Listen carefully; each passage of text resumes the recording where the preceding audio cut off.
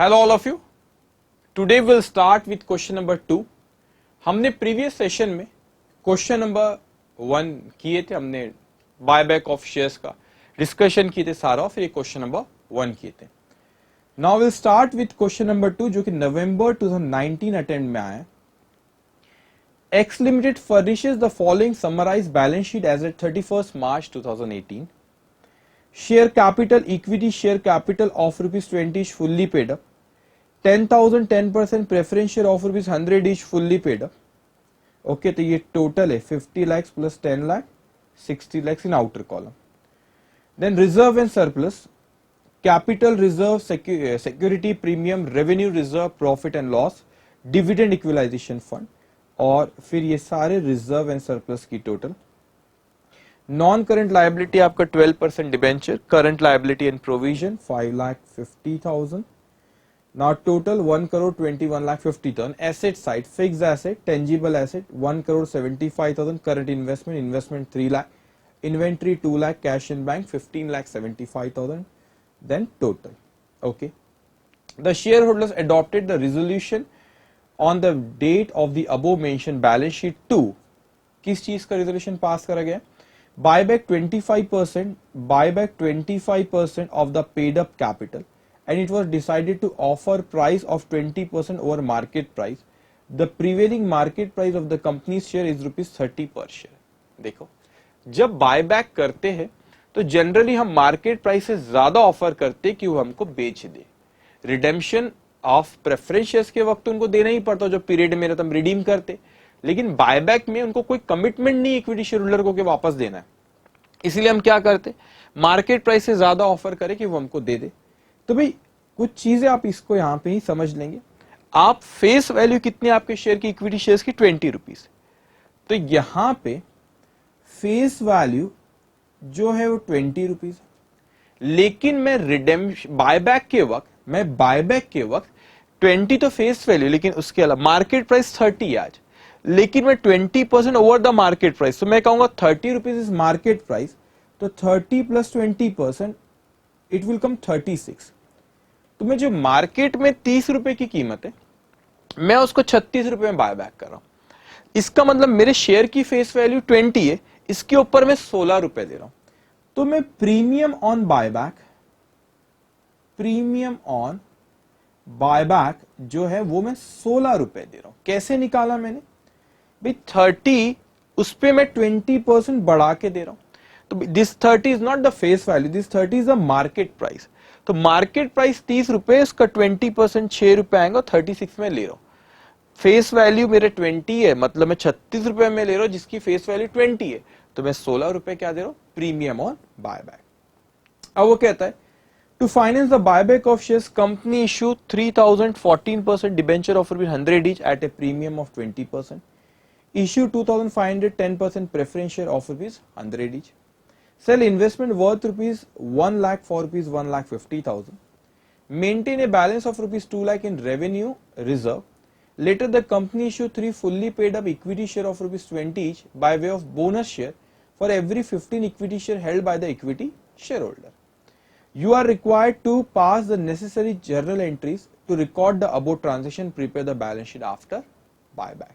तो ये सारी की सारी चीजें हमारी किस डेट पर हो रही है? हमारी जिस तारीख को बैलेंस शीट है 31 मार्च 2018. चलिए, तो पहले हमको जर्नल एंट्रीज पास करना पड़ेगा. तो आप पहले तो हमने निकाले कि भाई हमने कुछ यहाँ पे कुछ डिबेंचर्स इश्यू करे, प्रेफरेंसेस इश्यू करे, कोई दिक्कत नहीं, डिबेंचर भी इश्यू करे. लेकिन हमने प्रीवियस सेशन में डिस्कस करे थे दो सोर्स है, out of fresh issue of shares और out of profit.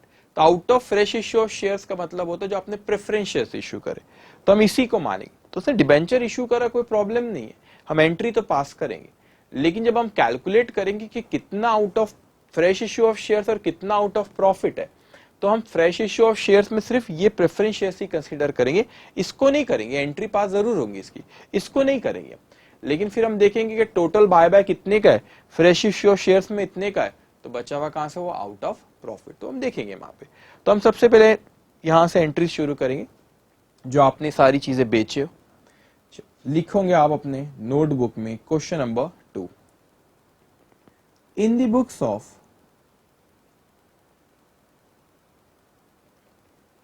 X Limited, in the books of X Limited,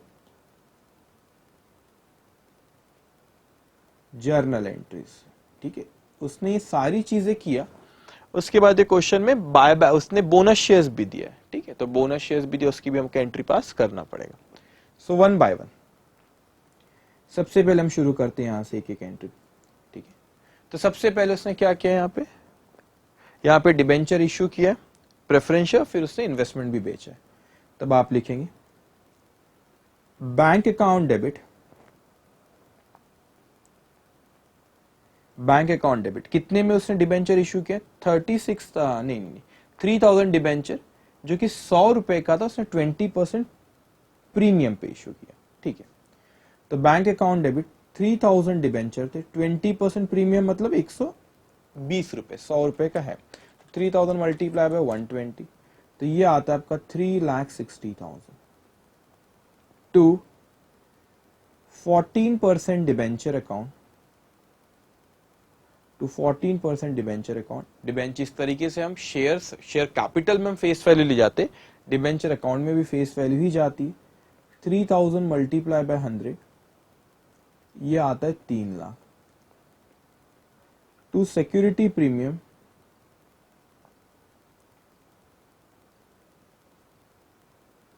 $3,000 multiply by 20, तो ये आएगा आपका 60,000। Being 14% debentures issued, okay, being 14% debenture issued at 20% premium.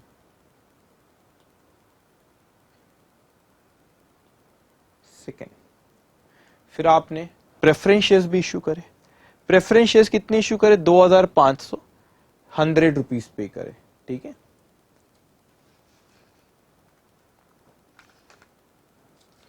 अब आप लिखेंगे सेकेंड, पैसा आएगा इशू करने पे बैंक अकाउंट डेबिट, जो कि 2500 प्रेफरेंस शेयर्स है, 100 रुपए का एक, तो ये हो जाएगा आपका 2,50,000, 2,50,000 to 10% preference share capital account, 2,50,000, being 10% preference shares issue at par, issue at par। उसके नीचे फिर आप लिखेंगे, आप कंटिन्यूशन में नीचे लिखते जाएंगे, ओके। थर्ड, फिर आपने इन्वेस्टमेंट भी बेचे। क्वेश्चन में देखोगे तो इन्वेस्टमेंट की कॉस्ट कितनी थी, इन्वेस्टमेंट की कॉस्ट थी हमारी 1 लाख, हमने कितने बेचे, 1,50,000, मतलब हमको 50,000 का प्रॉफिट हुआ। Bank account debit 1,50,000 to investment account 1 lakh to profit on sale of investment. ये कहां जाता है profit on sale of investment, PNL account में। ये रहा आपका 50,000। Being investment sold on profit, being investment sold on profit. Fourth one, okay. अभी क्या कह रहा है आपको, आपने इन्वेस्टमेंट बेच दिए, ठीक है, तो ये हो गया आपका, आपने सारी चीजें कर ली। अब बायबैक कर रहे बेटा, तो बायबैक इंटरप्रिटेशन होना चाहिए आपका कि आपने 20% बायबैक करे तो 25% बायबैक करे, तो पेड अप क्या आपके है कितने नंबर ऑफ शेयर्स यहाँ पे, 50 लाख तो अमाउंट है, डिवाइडेड बाय 20 करो, 50 लाख डिवाइड बाय 20 करो तो आते 2,50,000 नहीं, यस 2,50,000 50,000 शेयर्स आ रहे, तो 2,50,000 के आपने 50% बाय 25% बायबैक करे, मतलब आप बायबैक करे 62,500 शेयर्स। कैसे निकाला मैंने? 50 लाख रुपए का तो कैपिटल है आपका, 20 रुपए का एक है, तो ये आपका आ जा रहा है,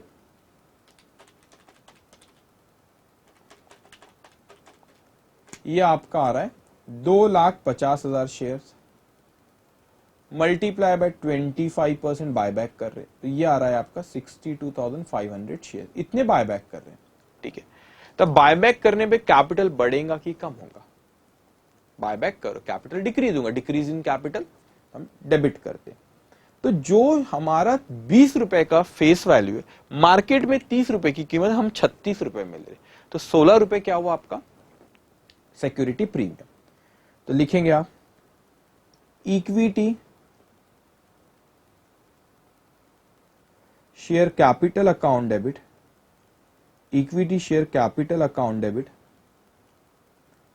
62,500 शेयर्स पर अपन एक नोट लिख लेंगे, हमने नंबर ऑफ शेयर्स कैसे निकाले। ठीक है, 62,500 shares multiply by 20 is face value, it come 12,50,000 premium on buyback account debit 62,500 multiply by 16 16, ये आता है आपका 10 लाख रुपए। टू इक्विटी शेयर, ये आपने कैपिटल कम करे, ये प्रीमियम एक्सपेंस को बुक करे और बेटा आपका लायबिलिटी क्रिएट करो, इसके बाद अपन पेमेंट करेंगे। Equity share buyback account, equity share buyback account, वो आता है मेरा 22,50,000 being amount due to equity share holder on buyback, being amount due to equity shareholders on buyback. Okay, अब इसके बाद हम उनको पेमेंट करेंगे। तो next entry, fifth equity shares buyback account debit 22,50,000 to bank account 22,50,000। आज से homework मिलेगा। Okay, so narration being payment to equity share holder on buyback, being payment to equity share holder on buyback. Okay, sixth, अब आपने जो premium यहां पे premium और buyback को आपने डेबिट करे, तो इसको किसके अगेंस्ट में एडजस्ट करते हैं अपन? Security premium. तो आप पीएनएल से भी कर सकते हो, सिक्योरिटी प्रीमियम से भी कर सकते हैं प्रीमियम ऑन बायबैक। तो सिक्योरिटी प्रीमियम अपने पास है पहले से, हाँ पहले से भी, और आपने भी शेयर्स भी कुछ इश्यू कर जो वहां पे भी सिक्योरिटी प्रीमियम आया है, कोई चिंता की बात नहीं है। तो आप लिखेंगे security premium account debit, security premium account debit, कितना था वो प्रीमियम ऑन बायबैक? 1 लाख। आप यहां पे भी डायरेक्टली सिक्योरिटी प्रीमियम लिख सकते हैं, लेकिन ये बेहतर है कि आप पहले यहां पे प्रीमियम बायबैक करो फिर राइट ऑफ करो। 10 लाख। To premium on buyback account 10 लाख। Okay, being premium on buyback adjusted against security premium account। ये भी हमने कर ली। अब हमारे सामने क्वेश्चन आता है बेटा कि हमने बायबैक किए कैसे। एक चीज ख्याल रखना हमेशा, या आपने ग्रुप 1 में रिडेम्पशन ऑफ प्रेफरेंस शेयर्स में भी देखेंगे, जितने से कैपिटल कैंसल हो रहा है मेरा कितने से कैपिटल कैंसल हुआ है यहाँ पे, जितने से कैपिटल मेरा कैंसल हुआ, इक्विटी शेयर कैपिटल मेरा इतने से कैपिटल कैंसल हुआ, उतने से नया कैपिटल आना चाहिए। तो ये यहाँ पे 22,50,000 से कैंसल हो रहा है, मगर मेरा कैपिटल कितने से आया, ये तो डिबेंचर है, कैपिटल कितने से आया, मेरा कैपिटल यहां पर आया, ओके, मेरा कैपिटल यहां पर आ रहा है, एक सेकेंड, 10 लाख 22, जस्ट 1 मिनट, अच्छा तो पेमेंट किया अपन ने, वही मैं क्या इतना कैसे, जस्ट 1 मिनट, कैपिटल आपका कैंसल हुआ है,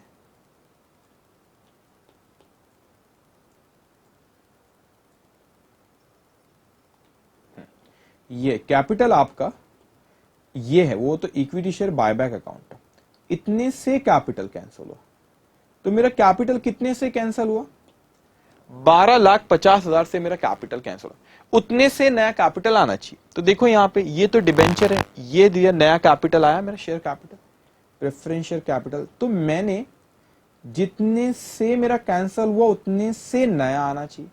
तो कैंसल कितने से हुआ, 12,50,000 से, नया कितने से आया, 2,50,000। मतलब जो बचे हुए 10 लाख रुपए, उतने का मेरे को सीआरआर का, that is out of profit, उतने का मुझे क्या करना पड़ेगा, सीआरआर क्रिएट करना पड़ेगा। तो सीआरआर हम कितने से क्रिएट करेंगे, 10 लाख। अब आप कहोगे सर अभी तो वहां पे हमारा कोई नया कैपिटल कहां हुआ, you will pass entry reserve account debited to CRR account, तो मैं सीआरआर को क्रेडिट कर दूंगी आप सर, लेकिन आपके रिजर्व का, आपका नया कैपिटल कहां है। हमें सही बात है कि आज मेरा वो कैपिटल अकाउंट में नहीं गया, सीआरआर के नाम से गया, लेकिन आज नहीं तो कल वो सीआरआर सिर्फ आप बोनस शेयर्स के लिए यूज कर सकते हो, तो आज नहीं तो कल वो सीआरआर मेरा कैपिटल में कन्वर्ट होगा ही।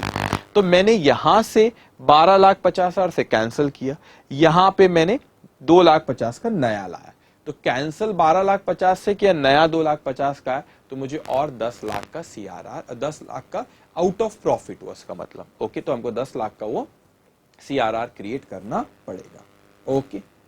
अब हम आते बेटा, एक और चीज मैं आपसे कह दूं, कुछ बच्चों के शायद दिमाग में आता है कभी कभी, सर इक्विटी शेयर बायबैक पे हमने दिए तो 22,50,000 है, हाँ आपने दिए होंगे ना 22,50,000, लेकिन वो हम कंपनीज एक्ट की रिक्वायरमेंट क्या है कि जितने से कैपिटल कैंसल हो रहा है उतने से नया कैपिटल आना चाहिए, फिर चाहे आ जाए या कुछ वक्त बाद आए, तो इतनी कैपिटल कैंसल हुआ, ये तो कंपनीज एक्ट की रिक्वायरमेंट में जो सीआरआर करो, that is nothing but a requirement of companies Act 2013।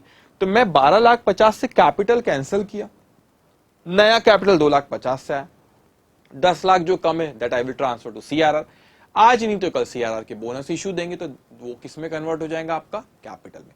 तो कंपनीज एक्ट की रिक्वायरमेंट है, इसीलिए हम ये करते, हमको उसने बोला जितने से कैपिटल कम हो उतने से कैपिटल आपका ना, may be in the form of fresh issue of share और आउट ऑफ प्रॉफिट, और by transferring to, may be in the form of fresh issue of share और by transferring to CRR account, उतने से नया capital लाएंगे, okay.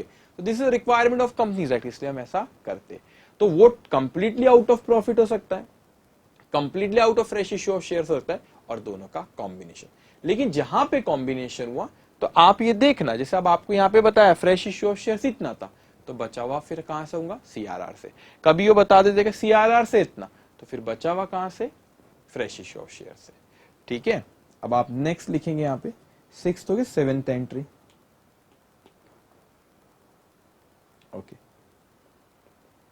यहां पे आप लिखेंगे, अब देखो यहां पे कितना हमारे पास है, तो मेरे को 10 लाख की जरूरत है, तो फ्री रिजर्व में यहां पे मैं कहता हूं, रेवेन्यू में मेरे पास 5 लाख है, पीएनएल में कितना रखा हुआ है मेरे पास 20 लाख, लेकिन रेवेन्यू में उन्होंने कंडीशन रखे आपको, उन्होंने बोले कि रेवेन्यू में balance maintain a balance of ₹2 lakh. तो मैं क्या करता हूं, ये रेवेन्यू 5 में से 2 लाख का बैलेंस मेंटेन करने बोला, तो इसमें से 3 लाख यूटिलाइज कर लेता हूं, मेरे को टोटल कितने की जरूरत है, 10 लाख, तो बचे हुए 7 लाख में कहां से, ये जो पीएनएल का बैलेंस है 7 लाख यहां से यूटिलाइज कर ले, तो टोटल ये हो जाएगा आपका 3 लाख, और ये 3 लाख, और ये आपका 7 लाख, टोटल इज 10 लाख, ओके। चलिए अब आप लिखेंगे यहां पे,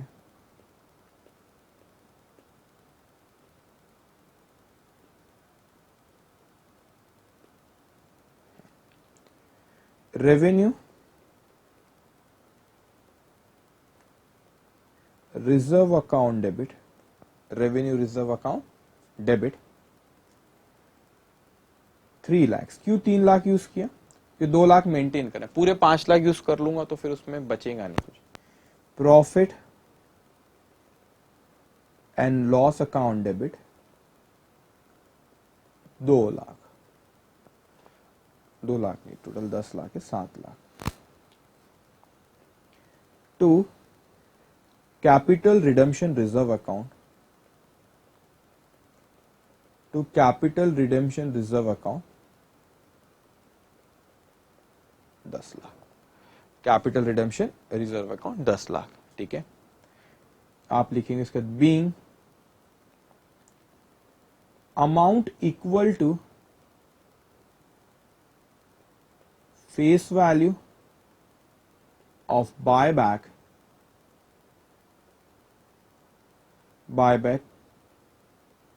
from profit transferred to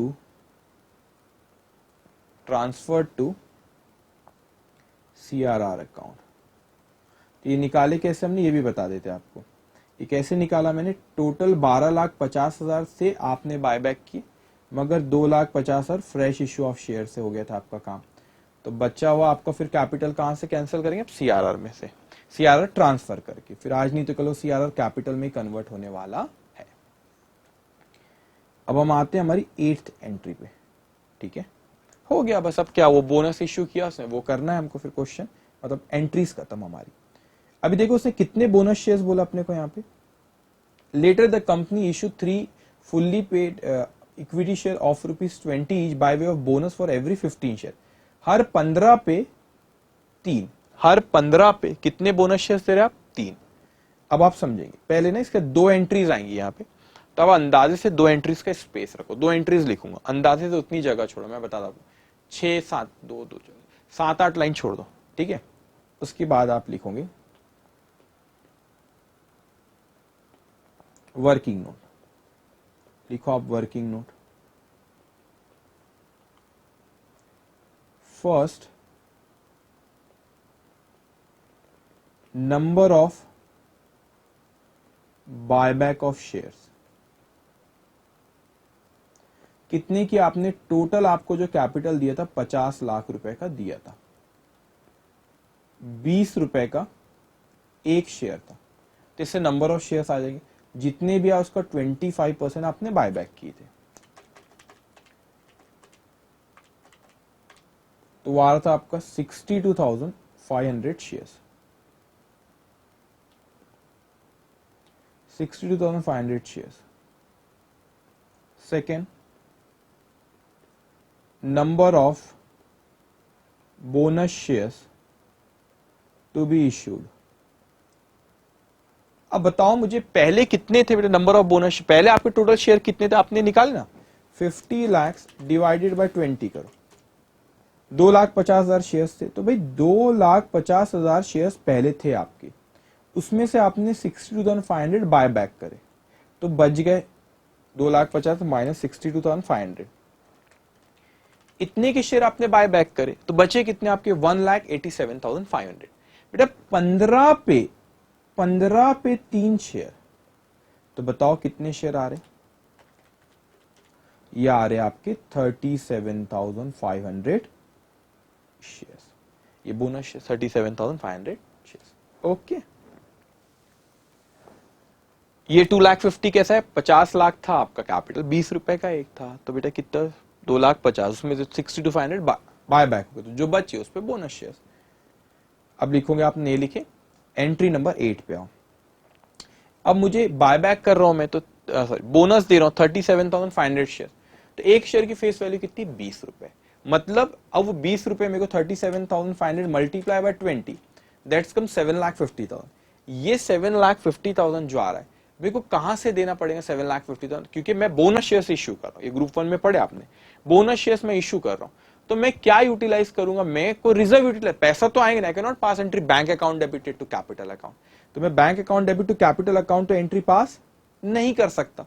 तो भाई मेरे को यहां पे reserve account debit to capital करना पड़ेगा। तो रिजर्व तो आप कौन सा यूज कर सकते हो, आप फ्री रिजर्व भी कर सकते हो, लेकिन आपका वो तो फ्री रिजर्व तो कभी भी कर सकते हो, लेकिन सिक्योरिटी प्रीमियम सॉरी अपना सीआरआर जो है वो एक्सक्लूसिवली एक ही जगह यूज होता है। कौन सी जगह यूज होता है, वो सिर्फ आपका यूज है बोनस शेयर्स के लिए। तो आप दूसरे रिजर्व भी कर सकते हो, सिक्योरिटी प्रीमियम भी सेक्शन 52 के हिसाब से कर सकते हो, आप फ्री रिजर्व भी कर सकते हो फॉर बोनस इशू, लेकिन बेटा आप सीआरआर तो एक ही जगह यूज कर सकते हो। तो आज मौका मिला है, आज मौका मिला है बोनस इशू के, तो बोनस इशू करे, सीआरआर कर लो, क्योंकि मोस्ट रिस्ट्रिक्टेड है, तो सबसे पहले उसी को यूटिलाइज करना चाहिए। तो हमको चाहिए 7,50,000, कैसे, 37,500 मल्टीप्लाई बाय 20 रुपीज की फेस वैल्यू 7,50,000। तो सीआरआर में क्या 7,50,000 है क्या, हाँ हाँ हमारे पास तो सीआरआर में 10 लाख है, तो कोई फिक्र की बात नहीं है। तो आप कैपिटल रिडम्पशन एंट्री पास करेंगे, capital redemption reserve account debit, capital redemption reserve account debit 7,50,000, ये कैसे आया, 37,500 शेयर से 20 रुपीज का, ठीक है। To bonus to share holder account, bonus to share holder account 7,50,000, bonus to share holder account 7,50,000, being utilisation of CRR, examination में proper लिखेंगे capital redemption reserve to issue 37,500 shares.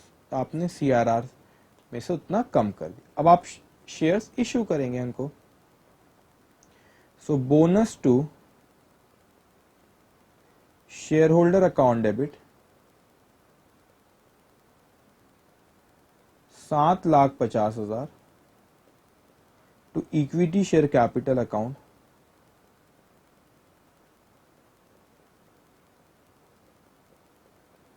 Equity share capital account 7,50,000, okay.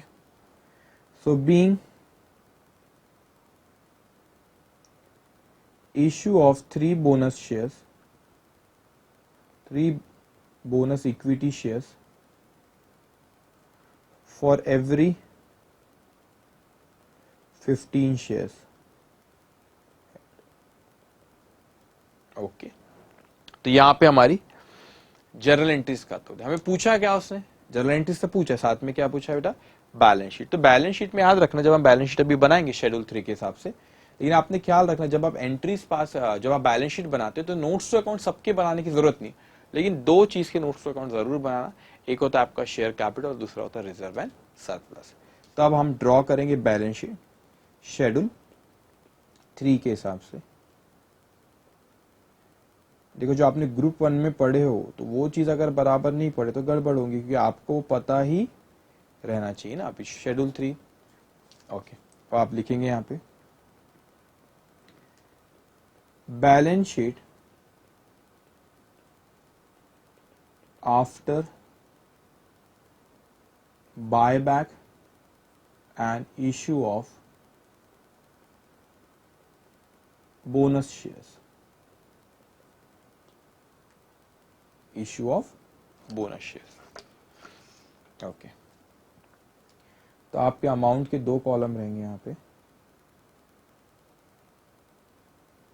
बस रोज का रोज पढ़ते जाना है बिल्कुल, इसको यही है बस, रोज वीडियोस आप एक एक देखते जाओ, बराबर टाइम पे हर चीज होंगे, और जो मैं आपको होमवर्क दूंगा डेली उतना आपको करना है, डाउट है तो आप मुझसे पूछोगे, ओके। ये रही आपका अमाउंट, तो मैं 2 स्लाइड में बनाऊंगा, आप इसके नीचे लिखना एसेट साइड, ये मेरा कैपिटल, ये मेरा हमारा रहेगा इक्विटी एंड लाइबिलिटी वाला पार्ट, और आपका फिर इसके नीचे आप फिर एसेट लिखोगे, मैं यहाँ पे लिखूंगा, ओके। लिखेंगे अब यहाँ पे फर्स्ट इक्विटी एंड लाइबिलिटीज, पहला आता है आपका share holders fund, share holders fund, okay. Share capital उसमें पहला, फिर दूसरा reserve and surplus, reserve and surplus ये आपका आता है, इस पे एक नोट बना लेंगे अपन, note 1, note 2, okay, note 1, note 2। फिर उसके सेकेंड आपका आएगा वहां पे non current liability, non current liability, उसमें आप एक दो लाइन का स्पेस रखना। थर्ड करंट लायबिलिटी, ओके, इसके बाद दो तीन लाइन का स्पेस रखना, फिर यहां पे आपकी टोटल आ जाएंगी। उसके बाद एसेट साइड आप इसके नीचे फिर एसेट लिखेंगे,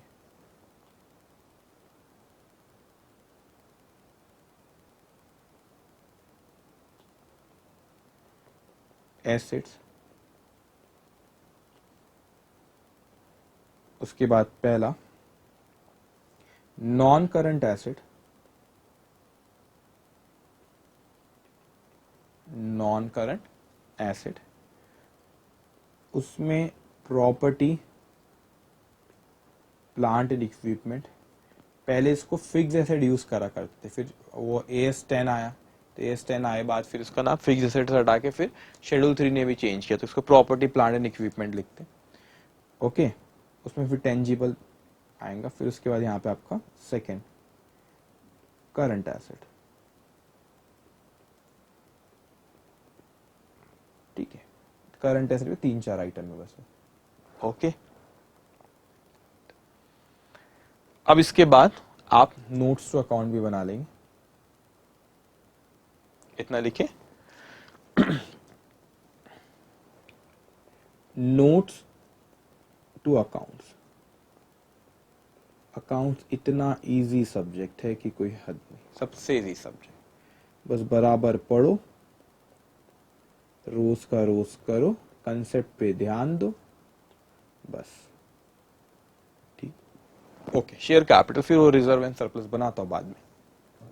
अब आपको कल भी बताया था और वो आपको पता भी होगा, इतना एक्सपेक्ट करता हूं मैं, आपको पता है बेटा, जो एक और बार बता देता हूं, जो आइटम के क्रेडिट बैलेंस होते हैं उसको अगर आपने क्रेडिट किए तो ऐड करना है, और अगर डेबिट किए तो माइनस करना है।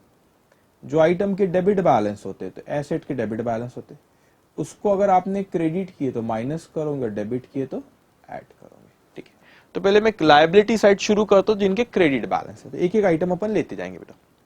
अब यहाँ पे देखो 50 लाख था आपके पास इक्विटी शेयर कैपिटल, तो कैलसी में टाइप करो 50 लाख, करे आपने 50 लाख, ओके। तो 50 लाख था हमारा इक्विटी शेयर कैपिटल। उसके बाद हमको एंट्रीज में देखना है हमने क्या करे, तो एंट्रीज में देखो यहाँ पे इक्विटी शेयर कैपिटल यहाँ पर तो नहीं आ रहा, यहाँ पर भी नहीं आ रहा, ठीक है। हमको देखना सारे यहाँ पे इक्विटी शेयर कैपिटल कहाँ आ रहा है, यहाँ पर भी नहीं, यहाँ पे आपने डेबिट करे, सो माइनस करो 12,50,000, कितना आ रहा है आपका 37,50,000। उसके बाद आपने बोनस शेयर्स भी दिए थे, आई नो। फिर उसके बाद हाँ, यहाँ पे आपने 7,50,000 के क्या दिए थे, बोनस शेयर्स दिए थे आपने, तो यहाँ पे आपके 7,50,000 के बोनस शेयर्स को ऐड करो, तो यहाँ पे मैं इसको, सॉरी ये नहीं, यार आपका 45 लाख, तो ये मैं टिक कर देता हूँ कुछ यहाँ पे, और यहाँ पे आपने डेबिट किए थे, ठीक है। तो आपका आ रहा है 45 लाख। अब आप जाओ नोट्स टू अकाउंट 1, उसमें लिखो पहले इक्विटी शेयर्स, ऐसे लिखो जैसे मैं बता रहा हूं वैसे लिखना, 45 लाख डिवाइड बाय 20, 2,25,000 आएगा, 2,25,000 equity shares of ₹20 each, multiply by 20, that's कम 45 लाख। अब हम जैसे प्रेजेंटेशन बता रहे वैसे ही रखना, तो आपको शेड्यूल 3 बोलते जब आप बोनस शेयर्स इश्यू करते हो आपने अलग से बताओ, इसमें से आउट ऑफ द अबव, यहाँ पे बताना पड़ता कितने बोनस शेयर्स दिए थे आपने इधर 37,500, out of the above 37,500 shares issued as bonus shares, okay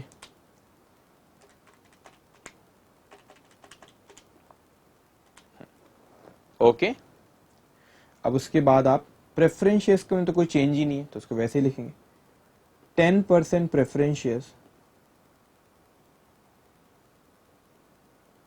of ₹100 each. नहीं, प्रेफरेंस शेयर्स में भी आया चेंज क्योंकि हमने इशू किए थे। यस, तब हम देखेंगे यहाँ पे, ये देखो प्रेफरेंस शेयर्स थे आपके 10,000 प्रेफरेंस शेयर्स थे आपके, है ना, 10 लाख रुपए। अब आपने एंट्री पास की, प्रेफरेंस शेयर्स को आपने क्या किया यहाँ पे, देखो प्रेफरेंस शेयर्स को आपने क्रेडिट करे 2,50,000। तो आपके पहले से 1 लाख शेयर्स थे, 1 लाख नहीं सॉरी, कितने थे, एक मिनट, 10,000 शेयर्स पहले से थे, आपने अभी यहाँ पे 2,500 और इश्यू करे प्लस 2,500, तो ये होगा 1,02,500 शेयर। ठीक है, अब आप लिखेंगे नोट्स टू अकाउंट में, नहीं 100 रुपीज का, तो वो 10,000 शेयर्स थे, 1 minute, sorry this is 10,000 share. ठीक है, 10,000 शेयर थे 100 रुपीज का, तो 10,000 प्लस 2,500, ठीक है 12,500 share of ₹100 each. So 12,500 10% preference share of ₹100 each, तो कितना आएगा आपका, ये आएगा आपका 12,50,000। तो ये टोटल कर लेंगे हम यहाँ पे, प्लस 45 लाख, इट्स कम 57,50,000। ठीक है, ये ऐसा क्यों कर रहा, ओके, इट्स कम 57,50,000। अब हम इसको लिखेंगे नोट 1 में 57,50,000। ओके, अब हम वापस जाते हैं फटाफट, अब हम देखेंगे रिजर्व एंड सरप्लस को हमको देखना पड़ेगा। अब यहाँ पे एक एक करके reserve and surplus, capital reserve में कोई चेंज नहीं है तो एज इट इज लिखो capital reserve. Notes to account number 2, second reserve and surplus, reserve and surplus, capital reserve में कोई चेंज नहीं, कैपिटल रिजर्व 1 लाख। उसके बाद आपको दिया है क्वेश्चन में देखो आपको क्या दिया है यहाँ पे, second is security premium. So security premium, वो सिक्योरिटी प्रीमियम था कितना वहां पे, 12 लाख रुपए का, 12 लाख रुपए का था, लेकिन आपने 12 लाख रुपए में यूटिलाइज करे। कहाँ यूटिलाइज करे सिक्योरिटी प्रीमियम को, पहले तो आप देखो यहाँ ऐड क्या इफेक्ट हो मैं आपको बताता हूँ। पहले आपने प्रीमियम पे इशू करे डिबेंचर, तो ये 60,000 आया, फिर आपने यहाँ पे 60,000 वहां पे आया, फिर आपने इसको राइट ऑफ करे 10 लाख, ये हुआ, फिर उसके बाद बस ओके, तब आप लिखेंगे वहां पे security add premium on debenture. ठीक है, प्रीमियम ऑन डिबेंचर 60,000 वहां से आया, less adjusted for premium on buyback, premium on buyback वो है आपका 10 लाख। ठीक है, तो हमारा आउटर कॉलम पे कितना चले जाएगा, 12 लाख प्लस 60,000 माइनस 10 लाख जाएगा 2,60,000। उसके बाद आपको क्वेश्चन में क्या दिया है, देखो वहां पे सिक्योरिटी प्रीमियम के नीचे क्वेश्चन में आपके नोट्स में देखो रेवेन्यू रिजर्व दिया है, रेवेन्यू रिजर्व में चेंजेस है, वहां पे दिया 5 लाख, लेकिन आपने 2 लाख रुपए यूटिलाइज 3 लाख यूटिलाइज करे, लेस ट्रांसफर टू सीआरआर, है ना, ट्रांसफर टू सीआरआर किए थे आपने यहां से 3 लाख रुपए का, तो यहां पे कितना बचा आपका 2 लाख। उसके बाद आपको दिया profit and loss, profit and loss 20 lakh रुपए। अब इसमें बराबर लिखना था, प्रॉफिट एंड लॉस आपको कितना दिया 20 लाख। अब देखो इसमें कहां कहां पे पीएनएल आया, अब 20 लाख प्लस आपने यहाँ पे इन्वेस्टमेंट बेचे तो ये भी पीएनएल में जाता है, कितने का आपने प्रॉफिट आपका 20,000 रुपए का, सॉरी 50,000, तो ये 20 लाख रुपए आपको पीएनएल का बैलेंस दिया हुआ है यहाँ पे, 20 लाख पीएनएल का बैलेंस दिया, ठीक है बेटा। अब देखो यहाँ पे प्रॉफिट कितना हुआ आपको 50,000, तो प्लस 50,000, फिर आपने यहाँ पे पीएनएल का इफेक्ट कहीं आया, ये एंट्री में तो नहीं आया, इसमें भी नहीं आया, इसमें आया, आपने यूटिलाइज करे 7 लाख, माइनस 7 लाख, तो यार आपका 13,50,000, ठीक है। ओके, और कहीं पीएनएल आ रहा है आपका नहीं, तो लिखेंगे अब आप वहां पे profit and loss account 20 lakh, add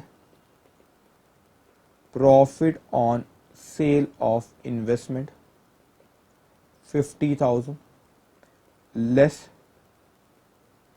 transfer to CRR, कितना ट्रांसफर किया आपने सीआरआर में 7 lakh,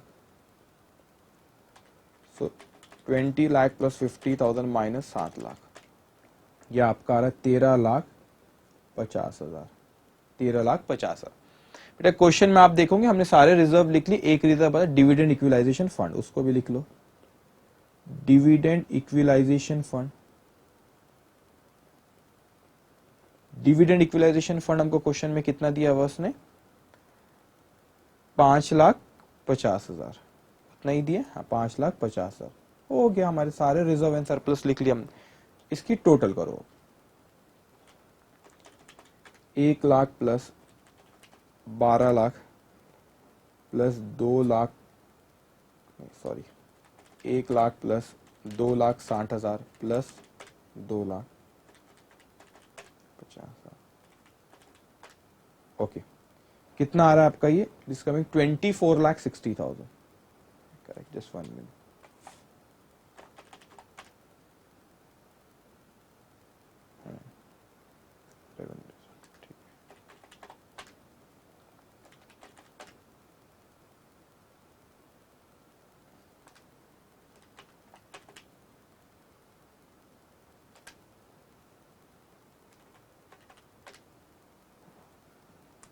$24 lakh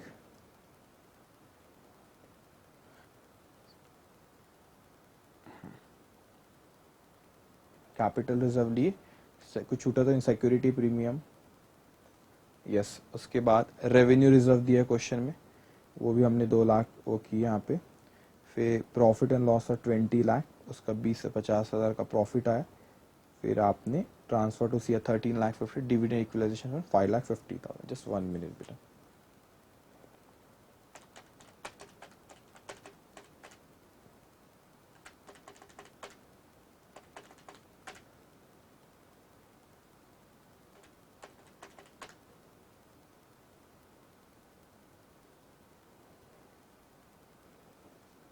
Let's come 24,60,000, 24,60,000, yes, वहां पे टोटल लिखो 24,60,000,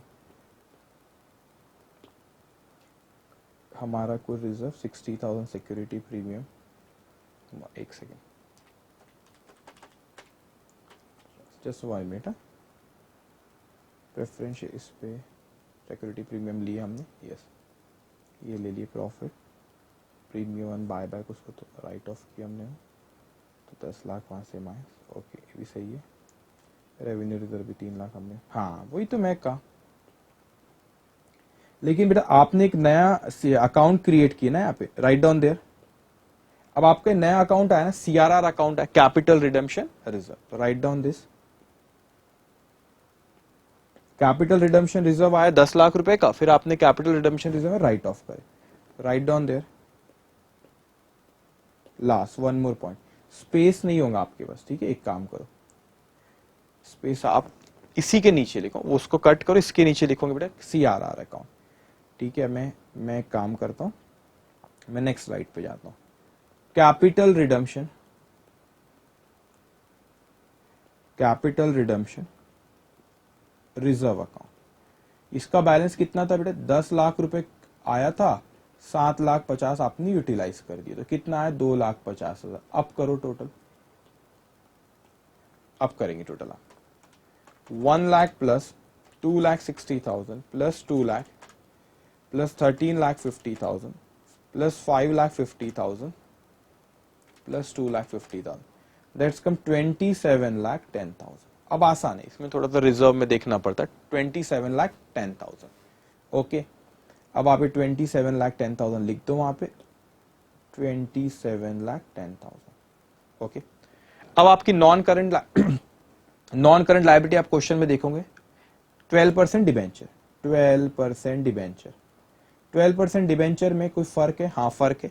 वहां पर हमको दिया है 12,50,000 दिया हुआ है, वहां पे हमको 12,50,000, लेकिन हमने डिबेंचर इशू करे थे, हमने डिबेंचर इशू कर रखे 3 लाख, तो प्लस 3 लाख, ये होता है हमारा 15,50,000, बस और तो कुछ था नहीं इसमें। तब आप लिखेंगे वहां पे 15,50,000। ओके, उसके बाद क्वेश्चन में देखेंगे बेटा नेक्स्ट आइटम क्या है आपके इसमें, वहां पे देखो करंट लायबिलिटी आपकी कुछ भी नहीं, करंट लायबिलिटी ऐसे कैसे नहीं हो सकती, कुछ तो होंगी हमारी वहां पे। ये हो गया करंट लायबिलिटी इन प्रोविजन। अच्छा, सिंगल अमाउंट दिया उसने, कितना दिया? 5,50,000। तो ये 5,50,000 आप लिखो वहां पे, उसमें कोई चेंज नहीं, 5,50,000 total, 57,50,000 plus 27,10,000, 84,60,000 plus 15,50,000 plus 5,50,000, let's come 1,05,60,000, 1,05,60,000। तो ऐसे ही हमारा एसेट का करना पड़ेगा। तो एसेट में क्या आते, ज्यादा आइटम नहीं थे बेटा एसेट में हमारे, यहाँ पे हमारे एसेट में टेंजिबल, इसमें कोई चेंज नहीं आया, इन्वेस्टमेंट बेचे इसमें चेंज आएगा, आपका फिर ये इन्वेंट्री में भी कुछ नहीं हो, तो कैश एंड बैंक में चेंज आएगा। तब हम लिखेंगे बैलेंस शीट में जाओ, यहां लिखो टेंजिबल, वो दिया आपको क्वेश्चन में 1,75,000। उसके बाद करंट एसेट में दिया फिर इन्वेस्टमेंट, इन्वेस्टमेंट वहां पे दिया आपको 3 लाख, 1 लाख की आपने बेचे थे तो बचे कितने? 2 लाख। फिर आपका इन्वेंट्री में कोई चेंज नहीं,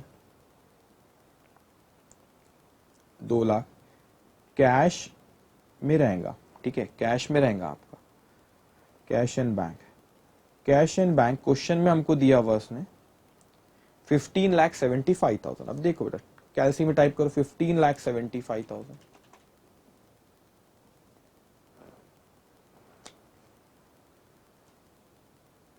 जस्ट 1 मिनट।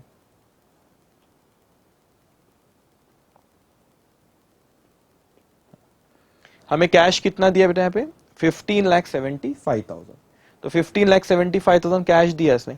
तो देखो कैश में कहां कहां पे इसका इफेक्ट आया, ये देखो डेबिट की, तो प्लस करो, प्लस 3,60,000। फिर उसके बाद यहाँ पे फिर यहाँ पे आया 2,50,000। उसके बाद फिर यहाँ पे आया 1,50,000। ओके, उसके बाद फिर यहाँ पे गया हमारे पास से माइनस 22,50,000, 85,000 बच रहा है। और कुछ हुआ यहाँ पे? नहीं, तो आप लिख दो वहां पे 85,000।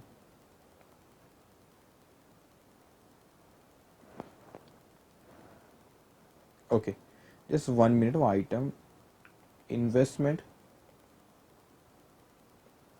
इन्वेस्टमेंट कितना था हमारा? 2 लाख। इन्वेंट्री भी 2 लाख। उसके बाद आपका कैश एंड बैंक अभी हमने कैलकुलेट करे 85,000। टोटल करेंगे आप 2 लाख प्लस 2 लाख, 4,85,000। ठीक है, अब प्रॉपर्टी प्लांट एंड इक्विपमेंट की वैल्यू जो क्वेश्चन में लिख रखा था पहले से 1, ये टेंजिबल है। ओके, कितना दिया हमको क्वेश्चन में प्रॉपर्टी प्लांट एंड इक्विपमेंट का? वो दिया हमको 1,75,000। इसको भी कर लेंगे हम कैलकुलेट। ये आ रहा है आपका 1,05,60,000, 1,05,60,000। ओके, तो क्वेश्चन के बाद एक बार देख लेंगे भाई कोई चीज हमारी छूटी तो नहीं है। ठीक है, कोई चीज हमारी छूटी तो नहीं है। तो यहां पर देखो सारी चीज पे टिक है क्या, हाँ यहाँ पे देखो। अब बोलेंगे सर अच्छा ये बैंक हमने अभी करे, ठीक है, अब ये प्रीमियम ऑन बायबैक आपने यहाँ पे डेबिट करे, तो प्रीमियम बायबैक हमने यहाँ पे क्रेडिट करे, वो कैंसिल हो गया। यहाँ पे अपने इक्विटी शेयर बायबैक क्रेडिट करे, यहाँ पे इक्विटी शेयर बायबैक क्या करे हमने, डेबिट करे। डन डन, ये भी हो गया, कुछ छूटा तो नहीं। अच्छा यहाँ पे हमने bonus to share holder credit करे, bonus to share holder debit करे, ठीक है। तो प्रेजेंटेशन आपका एग्जामिनेशन में इस तरीके से होना चाहिए, ठीक है। तो सेकेंड डे ही है, एक क्वेश्चन और करेंगे हम, थोड़ा सा लेंदी क्वेश्चन है लेकिन समझना जरूरी, ठीक है। तो अब हम आते क्वेश्चन नंबर 3 पे। आज आपको एक होमवर्क भी दिया जाएगा। Following is the balance sheet of Mrs Competent Limited as on 31 March 2012। Equity share of ₹10 each, fully paid 12,50,000, revenue reserve 15 lakh, security premium 2,50,000, profit and loss account 1,25,000, secured loan दिया फिर आपको 12% debenture, unsecured loan 12%, unsecured loan and then current liability. Asset side, fixed asset, current asset. The company wants to buy back 25,000 equity share of ₹10 each on 1st April 2012 at ₹20 per share. तो company क्या चाहती है कि 25,000 buyback करना चाहती है, 25,000 share जो कि 10 रुपए का है, ऑन 1st April 2012 एट ₹20 पर शेयर। मतलब जो शेयर 10 रुपए का है हम कितने में बायबैक करना चाहते हैं, 20 रुपए में, तो हम 10 रुपए एडिशनल दे रहे, that is premium on buyback. Buyback of share is duly authorized by its article and necessary resolution passed by the company toward this. The payment for buyback of shares will be made by the company out of the sufficient bank balance available as current asset. मतलब हम bank में से पे करें जो हमारे we have enough balance, it means we are paying out of profit. तो इसमें कोई भी fresh issue of shares है भी नहीं। Now this is very interesting. Comment with your calculation. Comment with your calculation whether buyback of shares by company is within the provision of the Companies Act 2013. If yes, pass necessary journal entries towards buyback of shares and prepare balance sheet after buyback of share. भाई हम entries तो पास कर लेंगे, वो तो बड़ी आसान है, बैलेंस शीट भी बना लेंगे, लेकिन हमको बोले comment with your calculation whether the buyback of shares by companies with in the provision of companies Act 2013। आपको ख्याल होगा कि हमने डिस्कस किए थे कि सर बायबैक करने की कुछ और कंडीशंस भी होती है, तो हमने जो पहले क्वेश्चन देखे उसमें तो ऐसा कुछ बोला नहीं था, बताओ हमको। तो वो कंडीशंस ये कहती है भाई 25,000 शेयर्स बायबैक करना चाहता है, लेकिन कंपनीज एक्ट ने 3 कंडीशंस डाली है, वो कंडीशंस फुलफिल होना चाहिए तो ही आप ये 25,000 शेयर्स जो बायबैक करना चाहते हो कर सकते हो। तो वो कौन सी कंडीशन हमको कैलकुलेट करना पड़ेगा, तो हमने पहले इसके बारे में डिस्कस नहीं करे, अभी हम डिस्कस करेंगे और कैलकुलेट करेंगे। तो भाई बाकी कुछ नहीं, वो कैलकुलेट हो गया तो कुछ भी नहीं, आपको इतने शेयर्स बायबैक करना है, खत्म, और आपको बैलेंस शीट बनाना रहेगा फिर।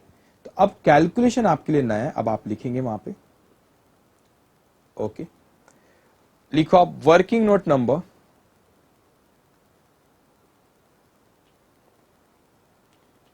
ये आपको पूछा ये कमेंट विथ योर कैलकुलेशन, तो वर्किंग नोट नहीं लिखो, पहले ऐसे लिखेंगे आप, पूछा ये क्योंकि क्वेश्चन है। डिटर्मिनेशन, मैं आपको सारी चीज अभी यहां बताऊंगा। Determination of buyback of maximum number of shares as per the Companies Act 2013। Okay, तो हम चाहते हैं 25,000 शेयर्स बायबैक करें, लेकिन कंपनीज एक्ट के हिसाब से मैक्सिमम शेयर्स कितने बायबैक कर सकते हैं वो हमें कैलकुलेट करना है। तो पहले तो ऐसा कुछ बोलते हैं, बताओ कितने कैलकुलेशन पूछता, अभी पूछा है तो हमको बताना पड़ेगा। तो 25,000 हम करना चाहते, क्या कंपनीज एक्ट हमको उसकी परमिशन देता है, क्या कंपनीज एक्ट ने जो लिमिट सेट करा उसके अंदर है क्या, तो वो अब आप यहां पे सीखोगे। पहला पॉइंट आप लिखोगे वहां पे, पहला resources test. What is this resources test लिखेंगे, maximum permitted limit 25% of equity paid up capital plus free reserve. याद रखना इस चैप्टर में जब भी मैं फ्री रिजर्व बोलता हूं that is including security premium. तो आपको कंपनी एक्ट में जो एक्सप्लेनेशन दिया सेक्शन 68 का उसने लिखा free reserve for section 68 means including security premium. जब भी मैं फ्री रिजर्व बोला that means that is including security premium इस चैप्टर के लिए, क्योंकि कंपनी एक्ट कहता है ऐसा। ओके तो हमको भी पहली लिमिट उसने बोला कि मैक्सिमम परमिट जो आपको है कि लिमिट जो दिया आप कितना अमाउंट यूज कर सकते हो, that is 25% of equity paid up capital plus free reserve. तो जो आपका इक्विटी पेड अप कैपिटल है और जो फ्री रिजर्व है तो उसका जो 25% रहेगा मैक्सिमम आप उतना अमाउंट यूज कर सकते हो बायबैक के लिए। ठीक है तो हम देखते हैं भाई हमारे पास कितना है। तो मैंने कहा उसके नीचे आप लिखेंगे पेड अप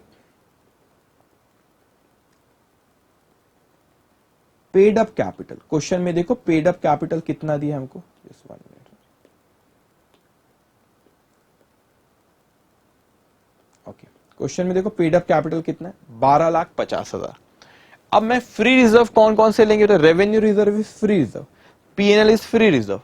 ठीक है लेकिन आपको इस बायबैक ऑफ शेयर के लिए सेक्शन 68 बोलता है free reserve also means security premium only for this section, बाकी जगह पे नहीं होगा कहीं पे भी। तो यहां पे 2,50,000 जो सिक्योरिटी प्रीमियम है वो भी हम फ्री रिजर्व में लेंगे। तो यहां पे लिखेंगे आप पेड अप कैपिटल है मेरे पास 12,50,000। ठीक है एड फ्री रिजर्व। तो फ्री रिजर्व कितने कितने, तो मैंने वहां पे देखा भाई 15 lakh plus 2,50,000 plus 1,25,000।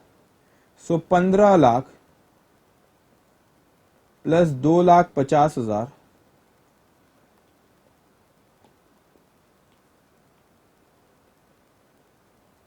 Plus 2,50,000 plus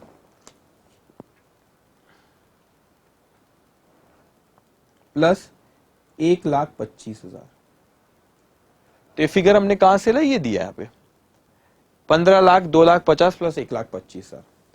तो ये दोनों इसकी मैं ऐड करूं 15 लाख प्लस 2,50,000 प्लस 1,25,000 इसकी टोटल करो तो वो आता है आपका 18,75,000। मतलब ये टोटल अमाउंट अगर मैं कहूं इसको हम कहते हैं शेयर होल्डर्स फंड भी कहते, जो कि ये मेरा 31,25,000। तो ये जो शेयर होल्डर्स फंड है हमारा वो कहता है कि मैक्सिमम इसका 25%, ये अमाउंट का कह रहा हूं, अमाउंट की बात करो 31,25,000 इसका मैक्सिमम 25% आप बायबैक के लिए पे कर सकते हो। तो मैंने लिखा भाई 25% ऑफ शेयर होल्डर्स फंड कितना आता है 31,25,000 का 25% ये आता है हमारा 7,81,250। अब हुआ क्या यहां पे कि हमारे पास ये कंपनीज एक्ट की रिक्वायरमेंट है कि अब मैक्सिमम अमाउंट कितना यूज कर सकते हैं बायबैक का, जो आपका इक्विटी पेड अप कैपिटल और जो आपके फ्री रिजर्व है उसका 25%। तो हमने पेड अप कैपिटल निकाले, फ्री रिजर्व निकाले, उसका टोटल करके 25% कैलकुलेट करे और जो हमने उसका 25% 7,81,250। तो मैक्सिमम इतना अमाउंट में बायबैक के लिए यूज कर सकता हूं, ये पहली कंडीशन थी।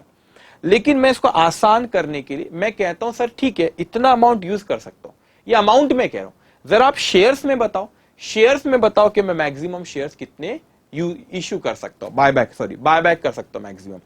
तो मेरे को यहां पे कहता भाई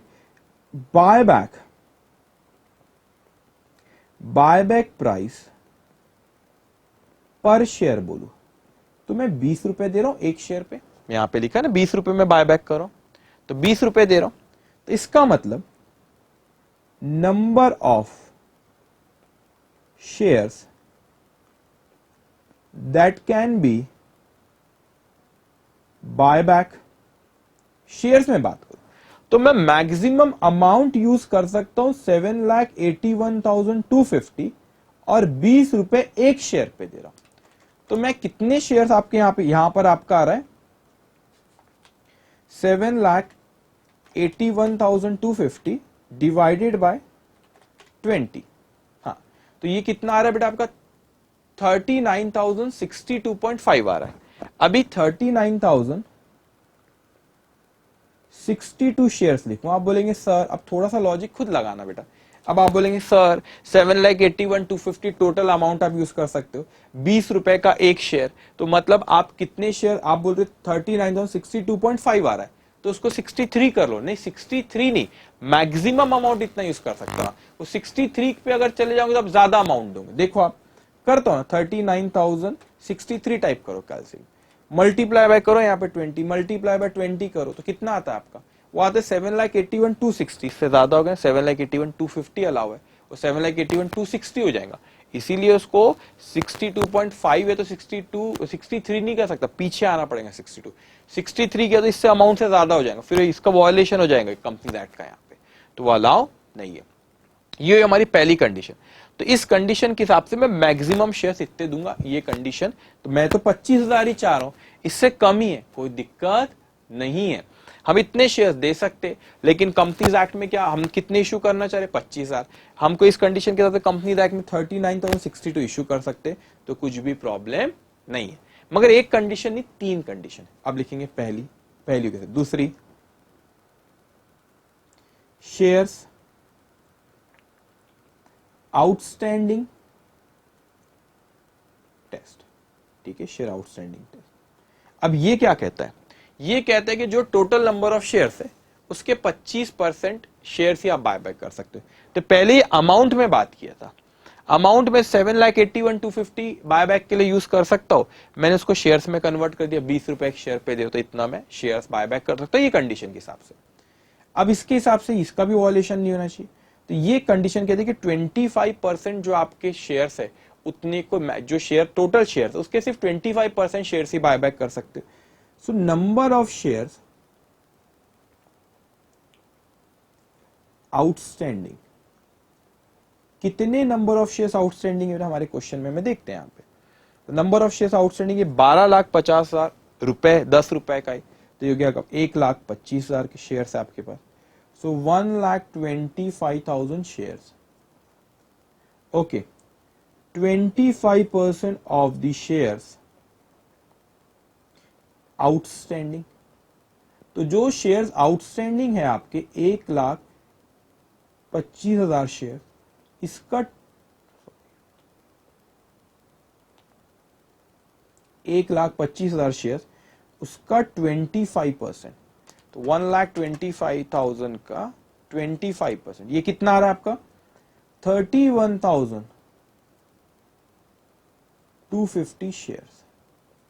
तो मैक्सिमम इस कंडीशन के हिसाब से कितना बायबैक कर सकते हो, 31,250। हम कितना बायबैक करना चाहते, हम बायबैक करना चाहते 25,000, तो 25,000 इससे कम ही है तो कोई दिक्कत नहीं है, 25,000 इससे कम है कोई दिक्कत नहीं है। लेकिन 2 कंडीशन नहीं है, टोटल कंडीशंस कितनी है आपकी, टोटल 3 है। तो पहले को तो कोई दिक्कत नहीं है, दूसरे में भी कोई दिक्कत नहीं है। अब जो तीसरी, उसको बहुत ध्यान से आपको सुनना पड़ेगा, थोड़ी सी ट्रिकी, अब ध्यान से सुनिए।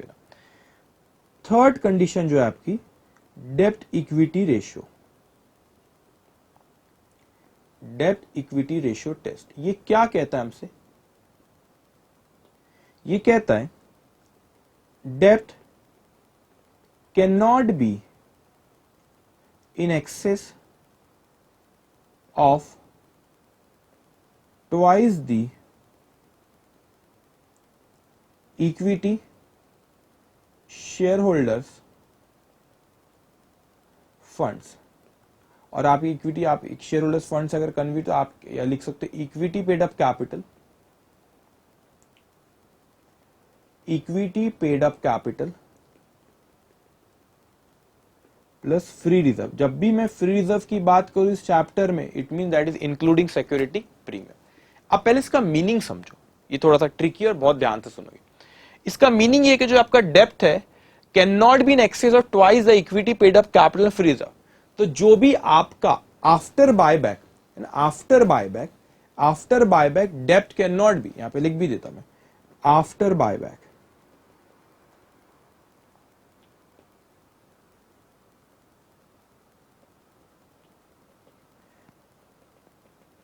आफ्टर बायबैक, ऐसा लिखा, आफ्टर बायबैक डेप्ट can not be in excess of twice the equity share capital, equity paid up capital plus free reserve. मतलब बायबैक के बाद डेप्थ जो मेरा है वो इक्विटी पेड अप कैपिटल और फ्री रिजर्व का ट्वाइस से ज्यादा नहीं होना चाहिए। क्या बोला मैंने? ट्वाइस से ज्यादा नहीं होना चाहिए। तो मैं कहा कि सर मेरा डेप्थ कितना है क्वेश्चन में, उसका मीनिंग पहले समझना। जो आपका पेड अप कैपिटल और फ्री रिजर्व है, बायबैक के बाद जो आपका पेड अप कैपिटल और फ्री रिजर्व है, वो उसका डबल डेप्थ, उसके डबल से ज्यादा डेप्थ नहीं होना चाहिए। अगर मैं कहता हूं पेड अप कैपिटल और फ्री रिजर्व अगर 10 लाख है तो 20 लाख से ज्यादा डेप्थ नहीं होना चाहिए। अगर paid up capital free reserve 25 lakh है तो डेप्थ 50 लाख से ज्यादा नहीं होना चाहिए। अब मैंने देखा यहां पे ठीक है, मेरा डेप्थ कितना, पहले क्वेश्चन में समझो। अब एक क्वेश्चन सर डेप्थ मींस क्या? तो डेप्थ का मतलब है लॉन्ग टर्म, शॉर्ट टर्म, सब, तो ये सारे आ जाएंगे इसमें। तो डेप्थ में आपके कौन से आ रहे? 18,75,000 प्लस 10 लाख प्लस 16,50,000, कितना आ रहा है आपका? 45,25,000। तो ये डेप्थ में आपकी सारी चीजें 45,25,000। तो डेप्थ मींस क्या बेटा? लॉन्ग टर्म डेप्थ और शॉर्ट टर्म नहीं, सारे के सारे डेप्थ। तो इसकी मैं टोटल करूं तो ये आता है मेरा 45,25,000। अब कहानी अच्छे से समझना। तो मैंने कहा कि सर मेरा जब भी बायबैक होगा तो मेरे डेप्थ में कुछ चेंजेस नहीं आएंगे। चेंजेस किस में आएंगे? बायबैक पे दिमाग को रखना है। चेंजेस किस में आएंगे बेटा? बायबैक में। बायबैक करने की वजह से ये डेप्थ तो मेरा वैसा का वैसा ही है, 45,25,000, ये डेप्थ तो वैसा का वैसा ही है। लेकिन बायबैक करने की वजह से मेरे पेड अप कैपिटल और फ्री रिजर्व में बदलाव आएगा। आएगा नहीं आएगा? बिल्कुल आएगा, क्योंकि आप जब बायबैक करोगे तो कैपिटल कम होगा, आप सीआरआर में ट्रांसफर करोगे तो फिर वो आपका फ्री रिजर्व कम होंगे, तो आपके चेंजेस आएंगे पेड अप कैपिटल और फ्री रिजर्व में। तो वो चेंजेस जब आपने बायबैक करे, उस जो भी आपका पेड अप कैपिटल और फ्री रिजर्व बायबैक के बाद होता है उसके डबल से ज्यादा आपका डेप्थ नहीं होना चाहिए। तो मेरे डेप्थ आज है 45,25,000 का, 45,25,000 का। अगर मैं इसका 50% लू, 45,25,000 का अगर मैं 50% लू तो ये आता है 22,62,500। अब मेरी बात बहुत अच्छे से समझोगे। मैंने कहा कि मेरा डेप्थ है 45,25,000 और मैंने कहा कि इसका 50% 22,62,500। तो क्या मैं ऐसा कह सकता हूं कि ये मेरा डेप्थ है, ये मेरा डेप्थ है, उसका मैंने 50% निकाला, उसका मैंने कितने परसेंट निकाला? 50% निकाला। मतलब मेरे बायबैक के बाद पेड अप कैपिटल और फ्री रिजर्व 22,62,500 से कम नहीं होना चाहिए। क्यों कम नहीं होना चाहिए? बायबैक के बाद, मैं क्या कहना चाह रहा हूं, बायबैक के बाद मेरा पेड अप कैपिटल और फ्री रिजर्व 22,62,500 से कम नहीं होना चाहिए। मैं ऐसा क्यों कह रहा हूं मैं आपको बताता हूं। अगर मैंने तो 50% डेप्थ का लिया तो 50% डेप्थ का आता है 22,62,500। अगर इससे कम, मैं कह रहा हूं इससे कम, जो आपका 50% ऑफ डेप्थ है उससे कम आपका पेड अप कैपिटल और फ्री रिजर्व नहीं होना चाहिए। ऐसा क्यों कह रहा हूं? सपोज ये 22 लाख में अगर लू तो 22 लाख मल्टीप्लाई बाय 2 करो, दैट्स कम 44 लाख। तो देखो आपका डेप्थ 44 लाख से ज्यादा है। तो मैंने कैलकुलेशन कैसे किया? डेप्थ को 50% हुआ है 22,62,500। अब इससे कम आपका पेड अप कैपिटल और फ्री रिजर्व नहीं जाना चाहिए। वो अगर गया तो थर्ड कंडीशन का वायलेशन हो जाएगा। क्यों? आप ले लो यहां पे 22 लाख रुपए, तो 22 लाख का हाइपोथेटिकल, सपोज मैं कहता हूं कि paid up capital free reserve मेरा 22 लाख हो गया। अब 22 लाख का लो आप डबल करो, दैट्स कम 44 लाख। तो डेप्थ आपका, जो डेप्थ आपका 44 लाख से ज्यादा है, 45,25,000 हो रहा है। तो भाई इसका मतलब मेरा जो डेप्थ है 45,25,000 आज है, 45,25,000 मेरा डेप्थ आज है। तो ये मैंने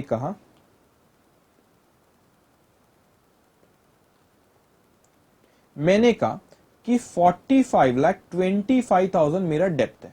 अब इस कहानी को समझो, वो इक्वेशन तो सॉल्व हो जाएगा, उसमें कुछ नहीं है। मैंने कहा इसका 50% मैंने कैलकुलेट किया, तो 45,25,000 का 50% वो होता है 22,62,500। तो मैं कह रहा हूं इसका जो 50% है उतना, उससे नीचे आपका paid up capital of reserve नहीं जाना चाहिए। क्यों?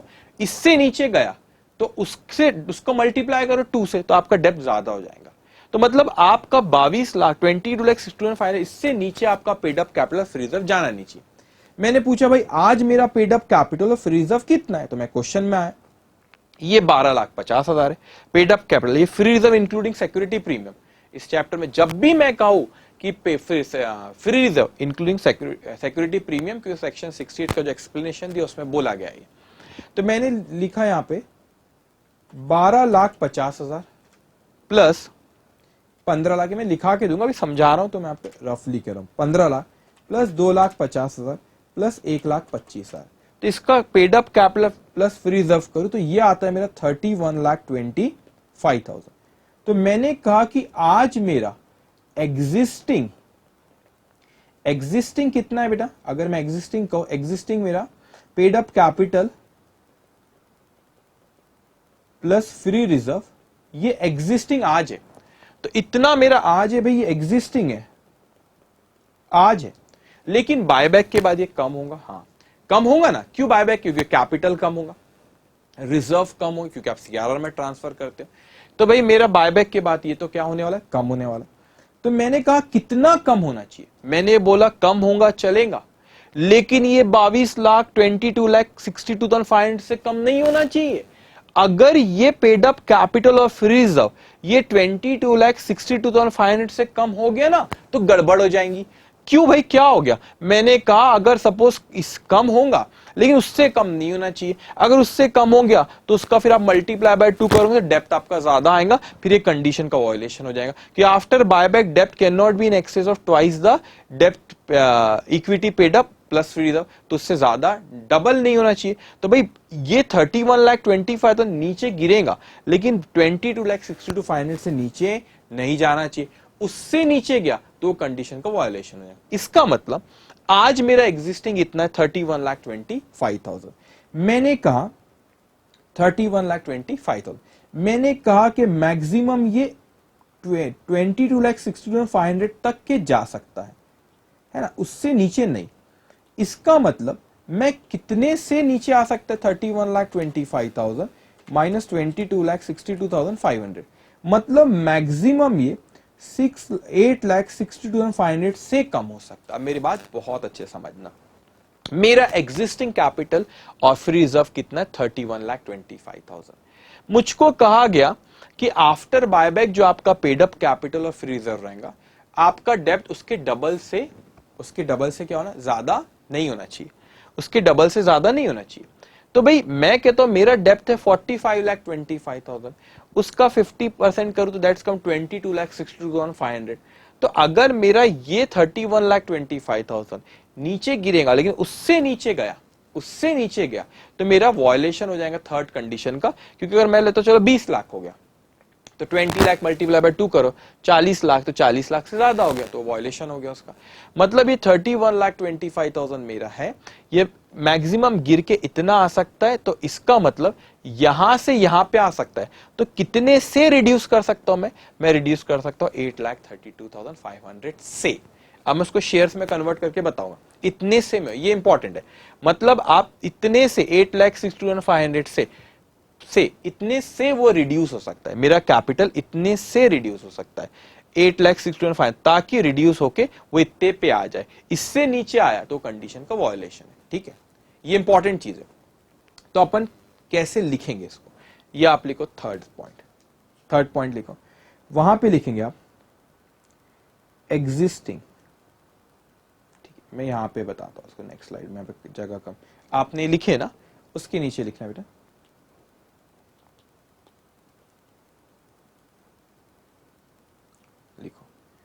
existing paid up capital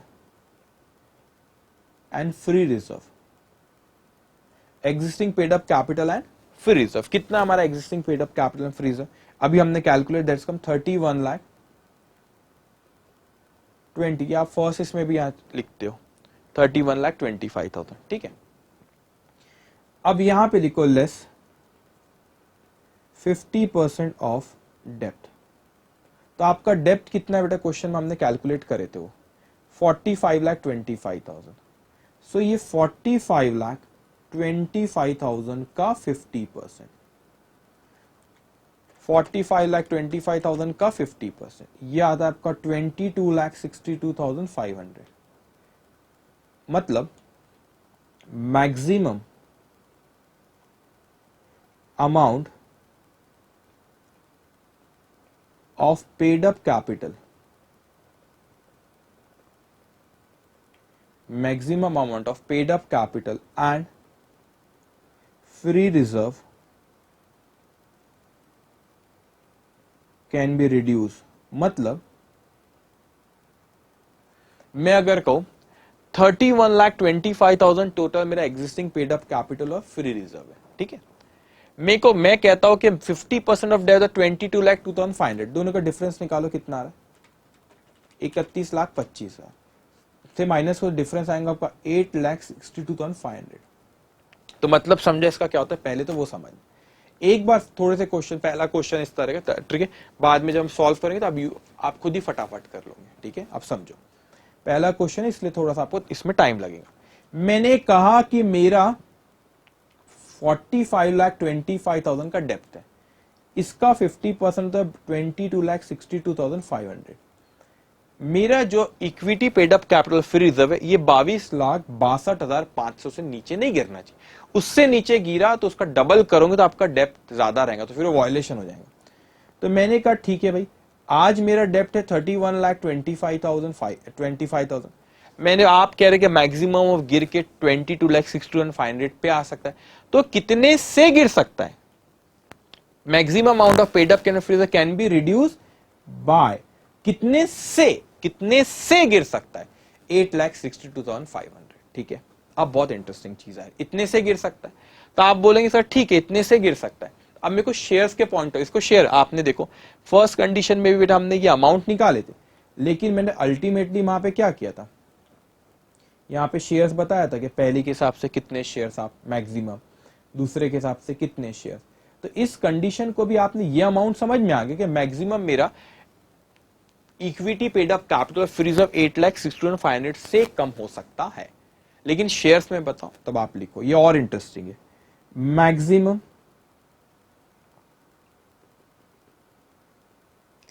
number of shares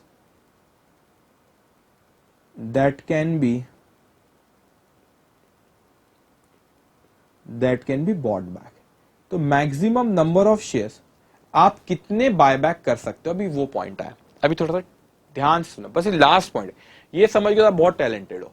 ये पहला इंपॉर्टेंट पॉइंट है, पहला क्वेश्चन ऐसा है जिसमें हम कंडीशन करें, आगे आप इससे फैमिलियर होंगे तो आसानी से हो जाएगा। अब मेरी बात बहुत ध्यान सुनना, maximum number of share that can be bought back इस कंडीशन के हिसाब से, ठीक है। मैं आपको कुछ पहले बताना चाह रहा इसके पहले, ठीक है, यहीं पे सुनो। मैंने कहा बेटा एक शेयर पे ये अमाउंट क्या है, इसको अच्छे से समझो। ये अमाउंट क्या है, 8,62,500। मेरे साथ बोलो, इतने से paid up capital free reserve कम हो सकता है, इतने से, अमाउंट से। तो एक शेयर मैं बायबैक करूं, मैंने क्या कहा बेटा, एक शेयर में अगर बायबैक करूं तो मेरा paid up capital free reserve कितने से कम, एक शेयर अगर मैं बायबैक करूं तो मेरा कितने से paid up capital free reserve कम होता है। तो मैं सोचने लगा, मैंने कहा हाँ ठीक है कैलकुलेट करते हैं। तो मैंने देखा यहां पे कि अगर मैं देखो यहां पे, ओके, मैंने कहा यहां पे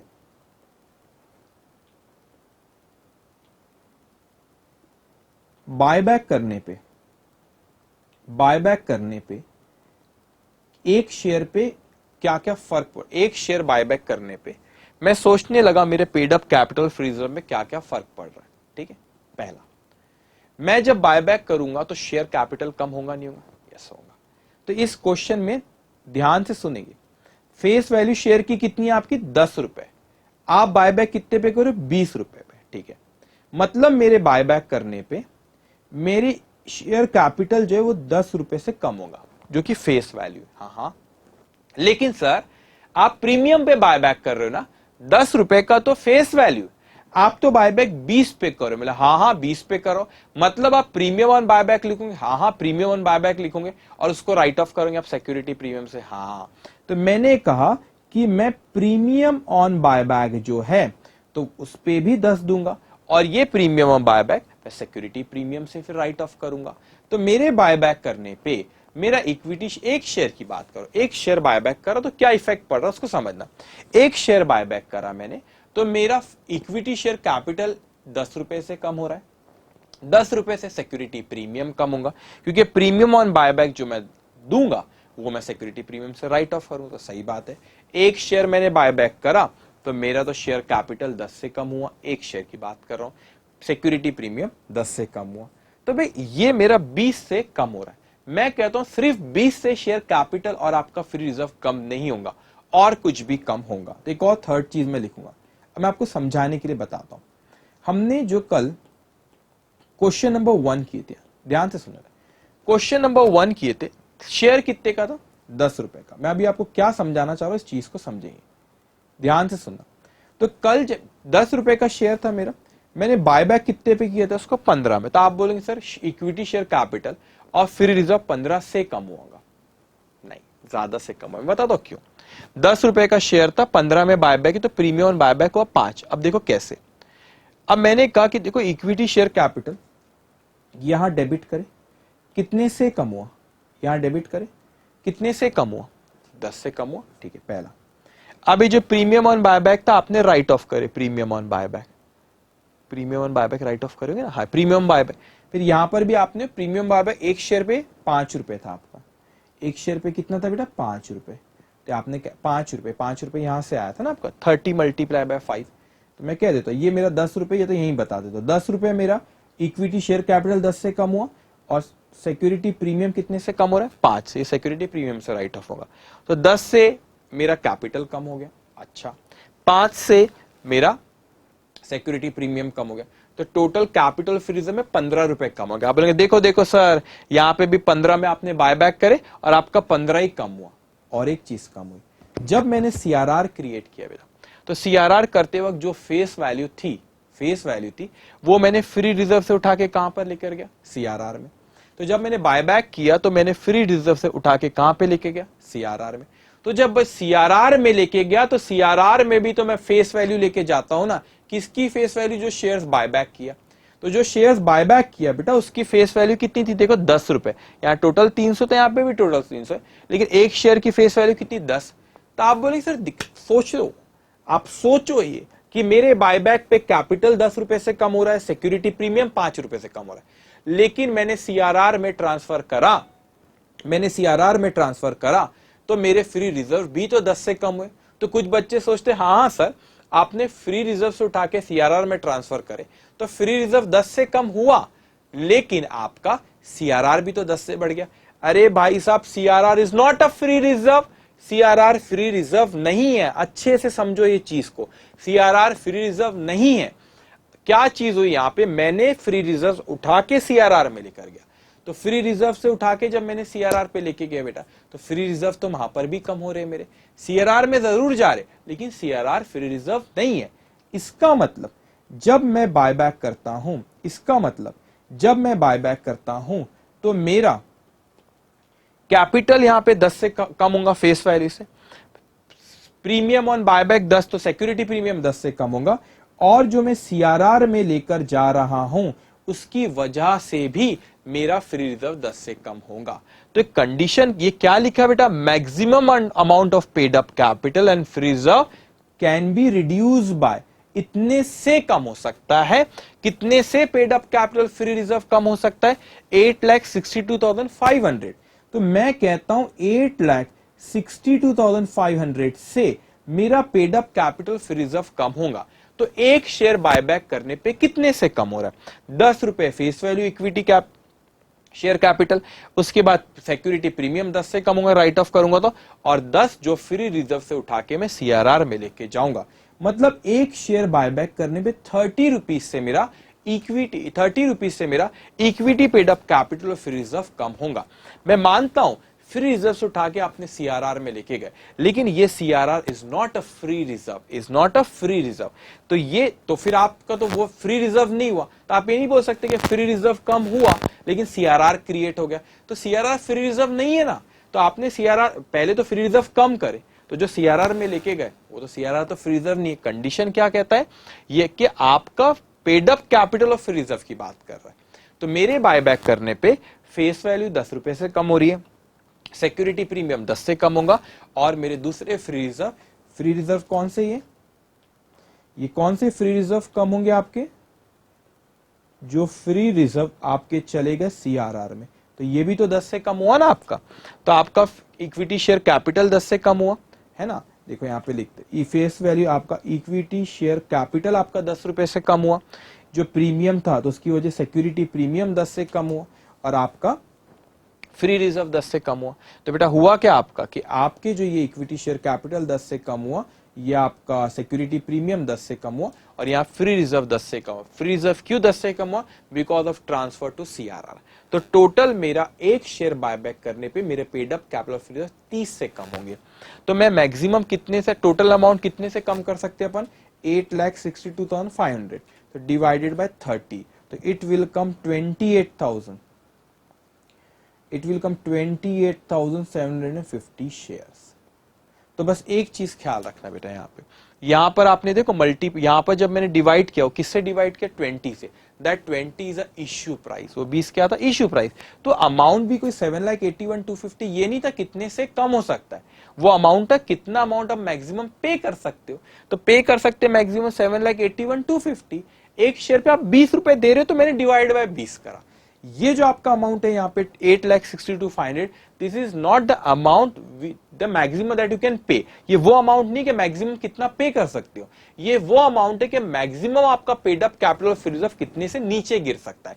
तो एक शेयर के नीचे, एक शेयर के बायबैक करने पे कितने से नीचे गिर रहा है, 30 रुपए से, कैपिटल 10 से, सिक्योरिटी प्रीमियम 10 से, फ्री रिजर्व जो सीआरआर में ले जा रहे वो 10 से, तो टोटल आपका 30 रुपए से paid up capital free reserve गिर रहा है एक शेयर बायबैक करने पे। तो मैक्सिमम इतना गिर सकता है, एक शेयर पे इतना गिर रहा है, तो टोटल हमारे 28,750 शेयर्स हम इस कंडीशन में बायबैक कर सकते। तो इससे आप इतने बायबैक कर सकते हो, इससे अगर ज्यादा करो तो वॉयलेशन हो जाएगा। ठीक है, तो बस ये चीज ख्याल रखेंगे। ये एक ट्रिकी पॉइंट था कि हमेशा यहाँ पे हर जगह 20 है, तो हमेशा जो सीआरआर में लेके आए तो वो भी आएगा। तो डोंट वरी, हम अभी क्वेश्चंस और आगे करेंगे, तो वहां पे आपको फिर और क्लियर होते जाएगा। ठीक है, तो हमारा ये हुआ 28,750, लेकिन मैक्सिमम हम कितने शेयर्स बायबैक करना चाहते हैं, मैक्सिमम सॉरी हमने क्वेश्चन में कितने शेयर बायबैक करना चाहते हैं, 25,000 बोला था उसने कहीं पे, 25,000 बायबैक करना चाहते है ना। लेकिन हम बायबैक कर, तो ये 25,000 तो कोई भी कंडीशन का वायलेशन नहीं है, इधर भी 25,000 ये इससे कम है, यहां पे भी 25,000 इससे कम है, और यहां पर भी 25,000 इससे कम है, 25,000 इससे कम है। ओके, तो कोई दिक्कत नहीं है। अब आप ये लिख लो, ये तो सिर्फ समझाने हमने आपको नीचे लिखे हैं, डोंट वरी, हम जब 2-3 क्वेश्चन और करोगे तो आप इससे कैलकुलेशन से फेमिलियर हो जाओगे। लेकिन ये लॉजिक समझा, Y30, क्योंकि अमाउंट क्या मैक्सिमम पे कर सकते वो अमाउंट है, नहीं नहीं नहीं, ये वो अमाउंट नहीं है। ये कौन सा अमाउंट है बेटा, कि मैक्सिमम हमारा paid up capital free reserve इतने से कम हो सकता है। तो एक शेयर के बायबैक करने पे 30 रुपीज से कम हो रहा है, 10 for equity share capital, 10 on security premium, 10 वो फ्री रिजर्व जो आप सीआरआर में ट्रांसफर कर रहे हैं। ठीक है, ओके, तो 28,750। ओके, चलिए अब इसके बाद एक नोट लिखेंगे आप, यही लिख लो, लिखे आपने, अगर नहीं लिखे तो वीडियो पॉज करके लिख लो। ठीक है, इसके बाद लिखो, as the company wants to, as the company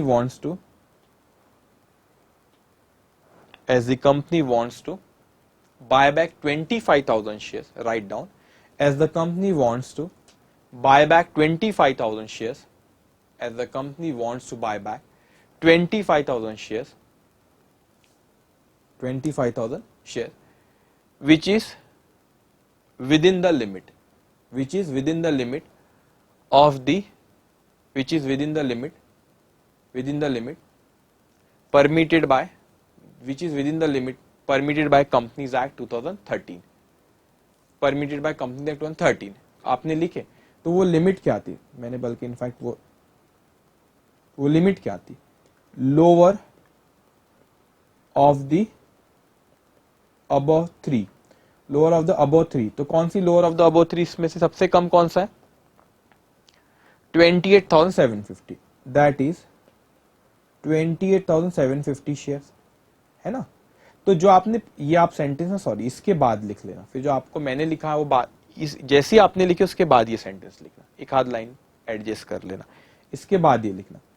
तो आप मैक्सिमम आप इतने शेयर आप कर सकते हो, क्योंकि 20,750 लोगे ना बेटा, तो लोअर ऑफ द अबव क्यों लिया, क्योंकि इससे अगर ज्यादा हो गया तो कोई ना कोई, सपोज मैंने बोला नहीं 29 लेता हूं, तो 29 अगर मैं लूंगा, 29,000 अगर मैं लेता हूं, तो क्या होगा, पहली कंडीशन वॉलेट नहीं होगी, दूसरी कंडीशन भी नहीं होगी, तीसरी वॉलेट हो जाएंगी, है ना।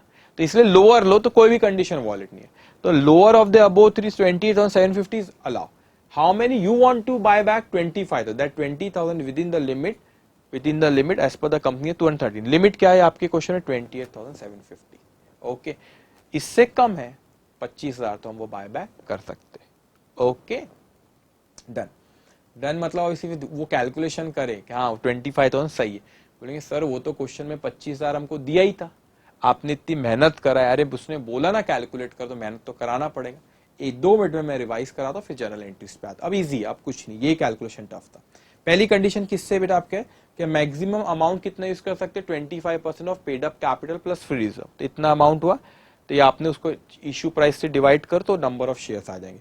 दूसरी कंडीशन, जो total number of share outstanding उसके 25% ही बायबैक कर सकते हो, वो कैलकुलेट करें। तीसरा, बायबैक के बाद जो आपका paid up capital free reserve है, डेप्थ उसके ट्वाइस से ज्यादा नहीं होना, तो हमने बोले कि भाई हमारा इतना existing paid up capital free reserve है, ये 50% ऑफ आपने डेप्थ लिए, तो फिर आपका इतने से maximum paid up capital free reserve गिर सकता है, एक शेयर के बायबैक करने में 30 से कम होगा, तो मैक्सिमम उतने शेयर आप बायबैक कर सकते हो।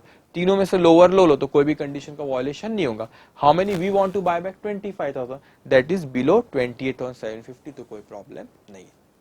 This is the toughest part of the chapter, बस ये था, बाकी सब इजी है अभी, ठीक है। तो पहला क्वेश्चन था, इसलिए हमने इस तरह का, आगे आप करेंगे तो आसानी से हो जाएगा, ओके।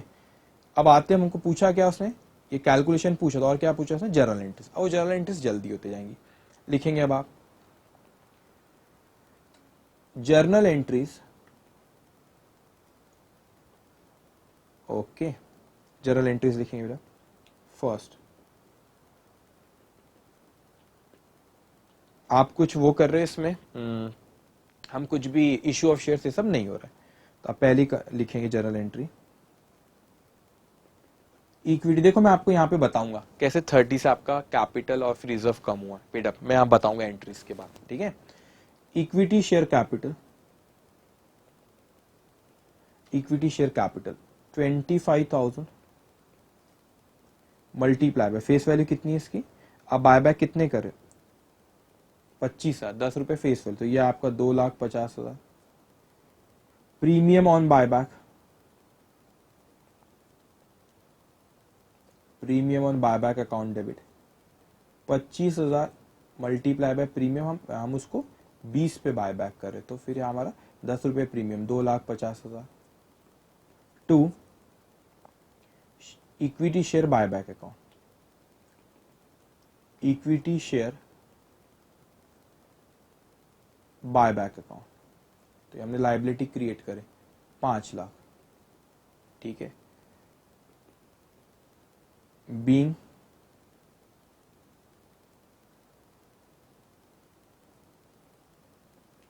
आपने पहले कैपिटल कैंसिल करें, being buyback due,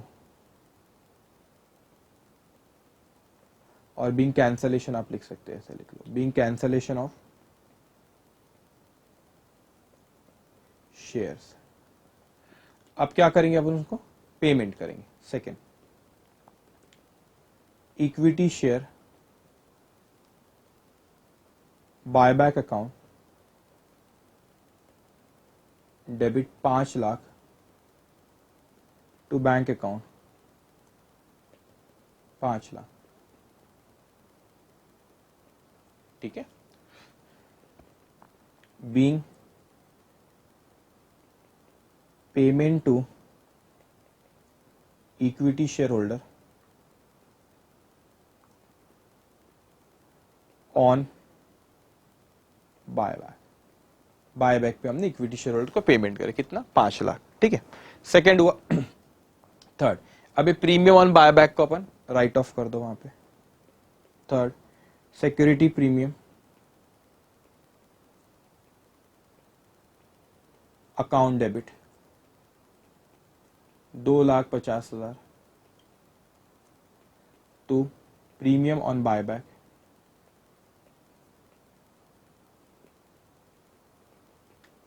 2,50,000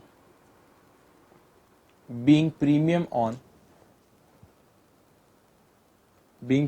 on buyback adjusted against security premium। Okay, बस अब एक आखिरी चीज बची सीआरआर में। सीआरआर में कितना ट्रांसफर करेंगे अपन? Face value. फेस वैल्यू कितनी बेटा 2,50,000। तो फोर्थ पॉइंट देखो, फ्री रिजर्व कितना है क्वेश्चन में यहाँ पे है अपने पास 2.5 लाख चाहिए।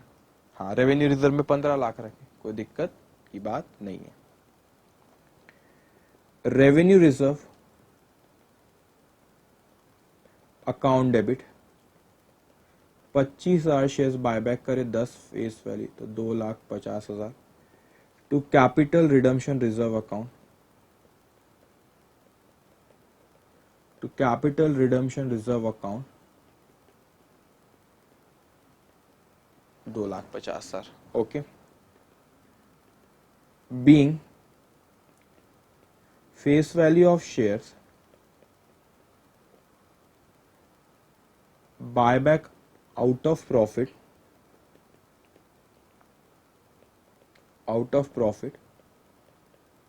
transferred to CRR।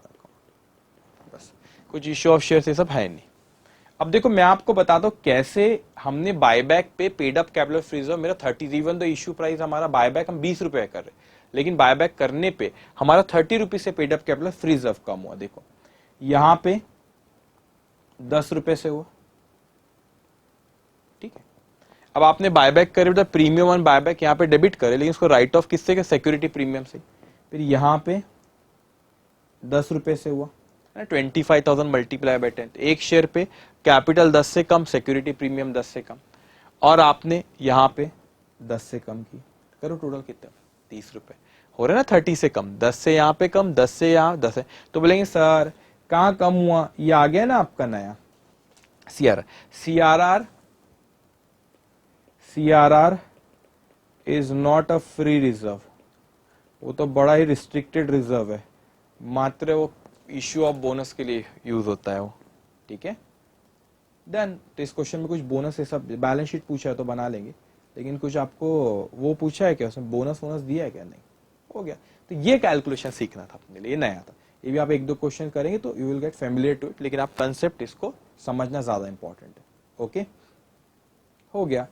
अभी 4 एंट्री के बेसिस पे बैलेंस शीट बनाना है। बैलेंस शीट तो मैंने आपको होमवर्क देना चाहिए, लेकिन मैं बनाऊंगा, ठीक है। चलो जल्दी से आप लोग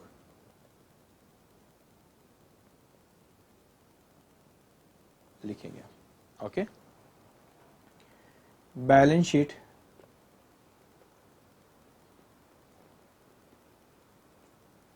of messrs competent limited, okay,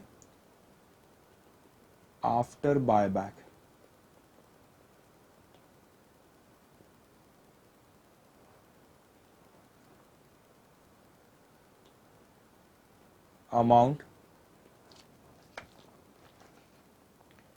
amount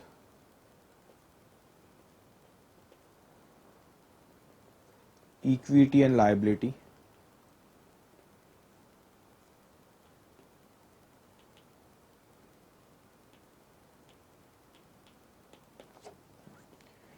equity and liabilities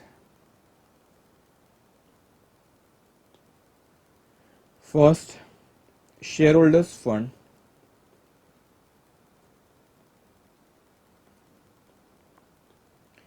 पहला उसमें शेयर कैपिटल, इसमें हम एक नोट बनाएंगे। सेकंड रिजर्व एंड सरप्लस, इस पे हम बनाएंगे note 2। Then non current liability, non current liability, third current liability.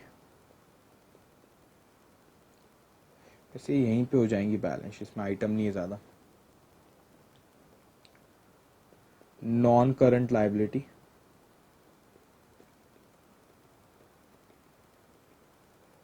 Third current liability. Current liability में सिंगल अमाउंट दिया, ओके, तो यहीं पे हो जाएगा। सेकेंड एसेट्स,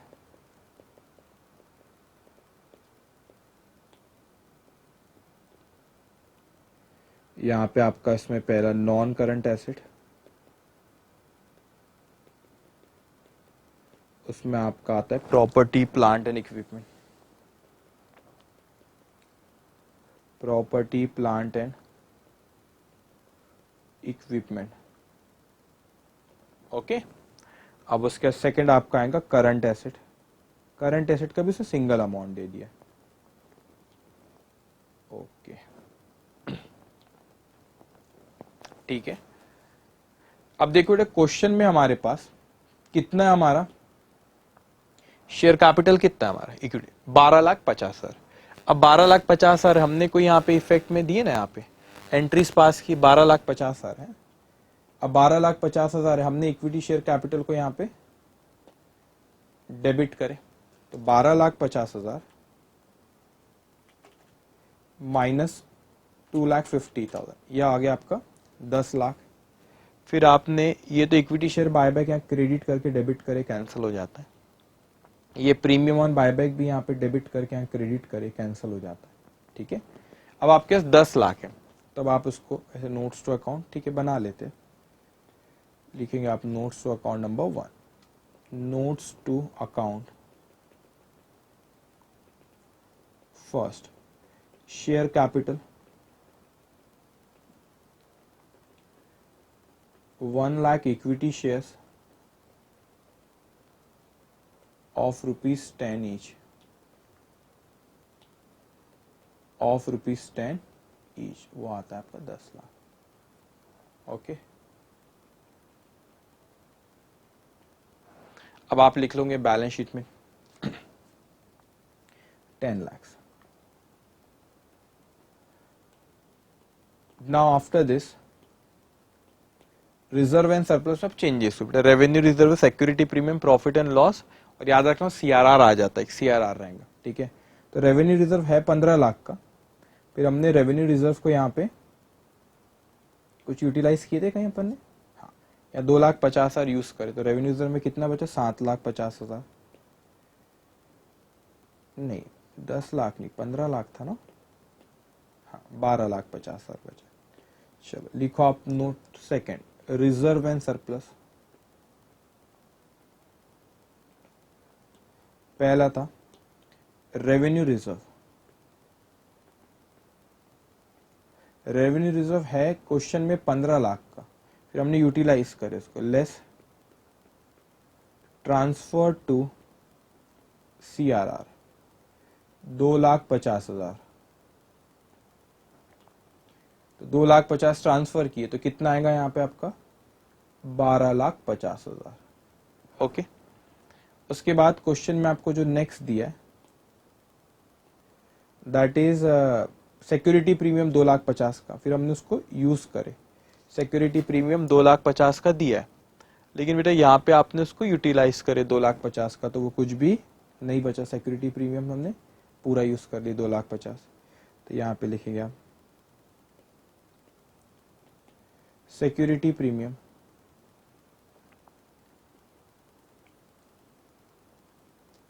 2,50,000 less adjusted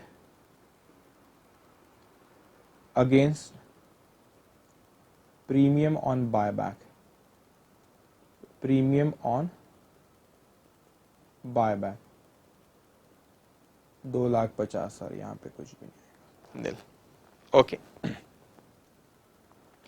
उसके बाद क्वेश्चन में जो हमको थर्ड दिया है बेटा, that is profit and loss account 1,25,000, उसमें कुछ चेंजेस आए यहाँ पे?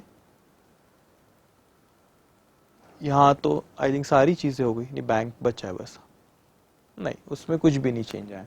प्रॉफिट एंड लॉस और CRR आपका आ गया 2,50,000, तो दोनों लिख लेंगे। Profit and loss 1,25,000, capital redemption, capital redemption reserve वो कितना है आपका, अभी हमने क्रिएट करे 2,50,000, 2,50,000, टोटल करो कितना आ रहा है, 12,50,000 प्लस 1,25,000 प्लस 2,50,000, टोटल आता है हमारा 16 लाख। आप बाजू में लिख देता हूँ 16,25,000, ओके 16,25,000 हो गया। अब इसको यहां लिख दो 16,25,000, ये आ जाएगा आपका 26,25,000, ठीक है 26,25,000। अब उसके बाद अगर हम यहाँ पे देखें, हो गया, अब सिंपल है, अब कुछ भी नहीं बचा। डिबेंचर वैसे ही आपका, अनसिक्योर्ड लोन भी वैसे ही, करंट लायबिलिटी भी आपकी वैसी ही, तो डिबेंचर आपका नॉन करंट लायबिलिटी में आ जाएगा 18,75,000।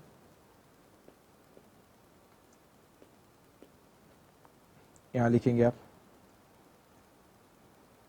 12% डिबेंचर, यहां पे लिखो 12% डिबेंचर, वो है आपका 18,75,000। अनसिक्योर्ड लोन वो दिया आपको 10 लाख, तो ये दोनों की टोटल करो, ये आएगा आपका, थोड़ा स्पेस कम, 1 मिनट रुको,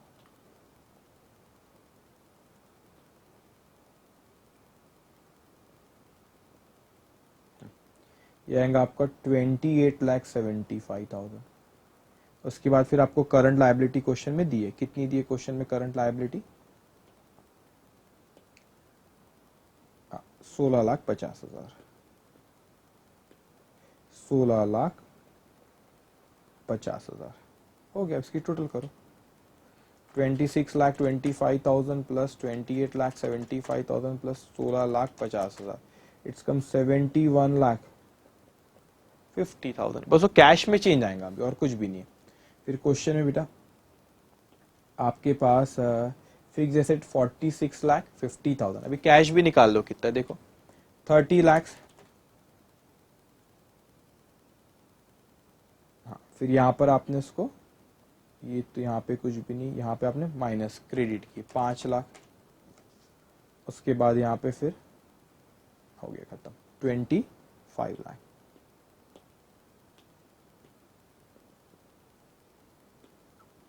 ये आपका आएगा पे cash and bank.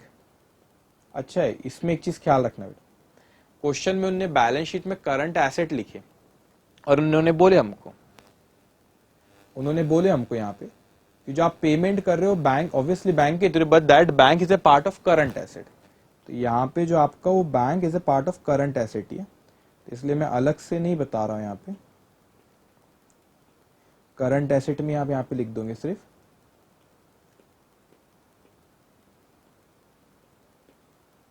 Current asset में आप यहाँ पे लिख दोगे 25 लाख, ठीक है। ये आपको दिया इसमें 46,50,000, 46,50,000 प्लस 25 लाख, 71,50,000, 71,50,000।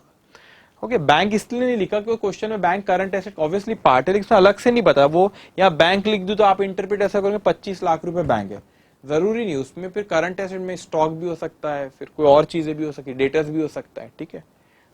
उसने बोला लेकिन वी हैव सफिशिएंट बैलेंस और आप उसमें से पे करें, तो हमने बायबैक के वक्त उसमें से पे करे, तो हमारा क्वेश्चन यहाँ खत्म होता है। लेकिन होमवर्क जो आज का है लिखेंगे आप, प्रैक्टिस ड्रिल में क्वेश्चन नंबर 1। तो क्वेश्चन नंबर 1 आप सॉल्व करिए। तो पहले तो आज जो 2 क्वेश्चन करो उसको आप देखना और फिर क्वेश्चन नंबर 1 सॉल्व करें। तो आज के लिए इतना। Thank you so much.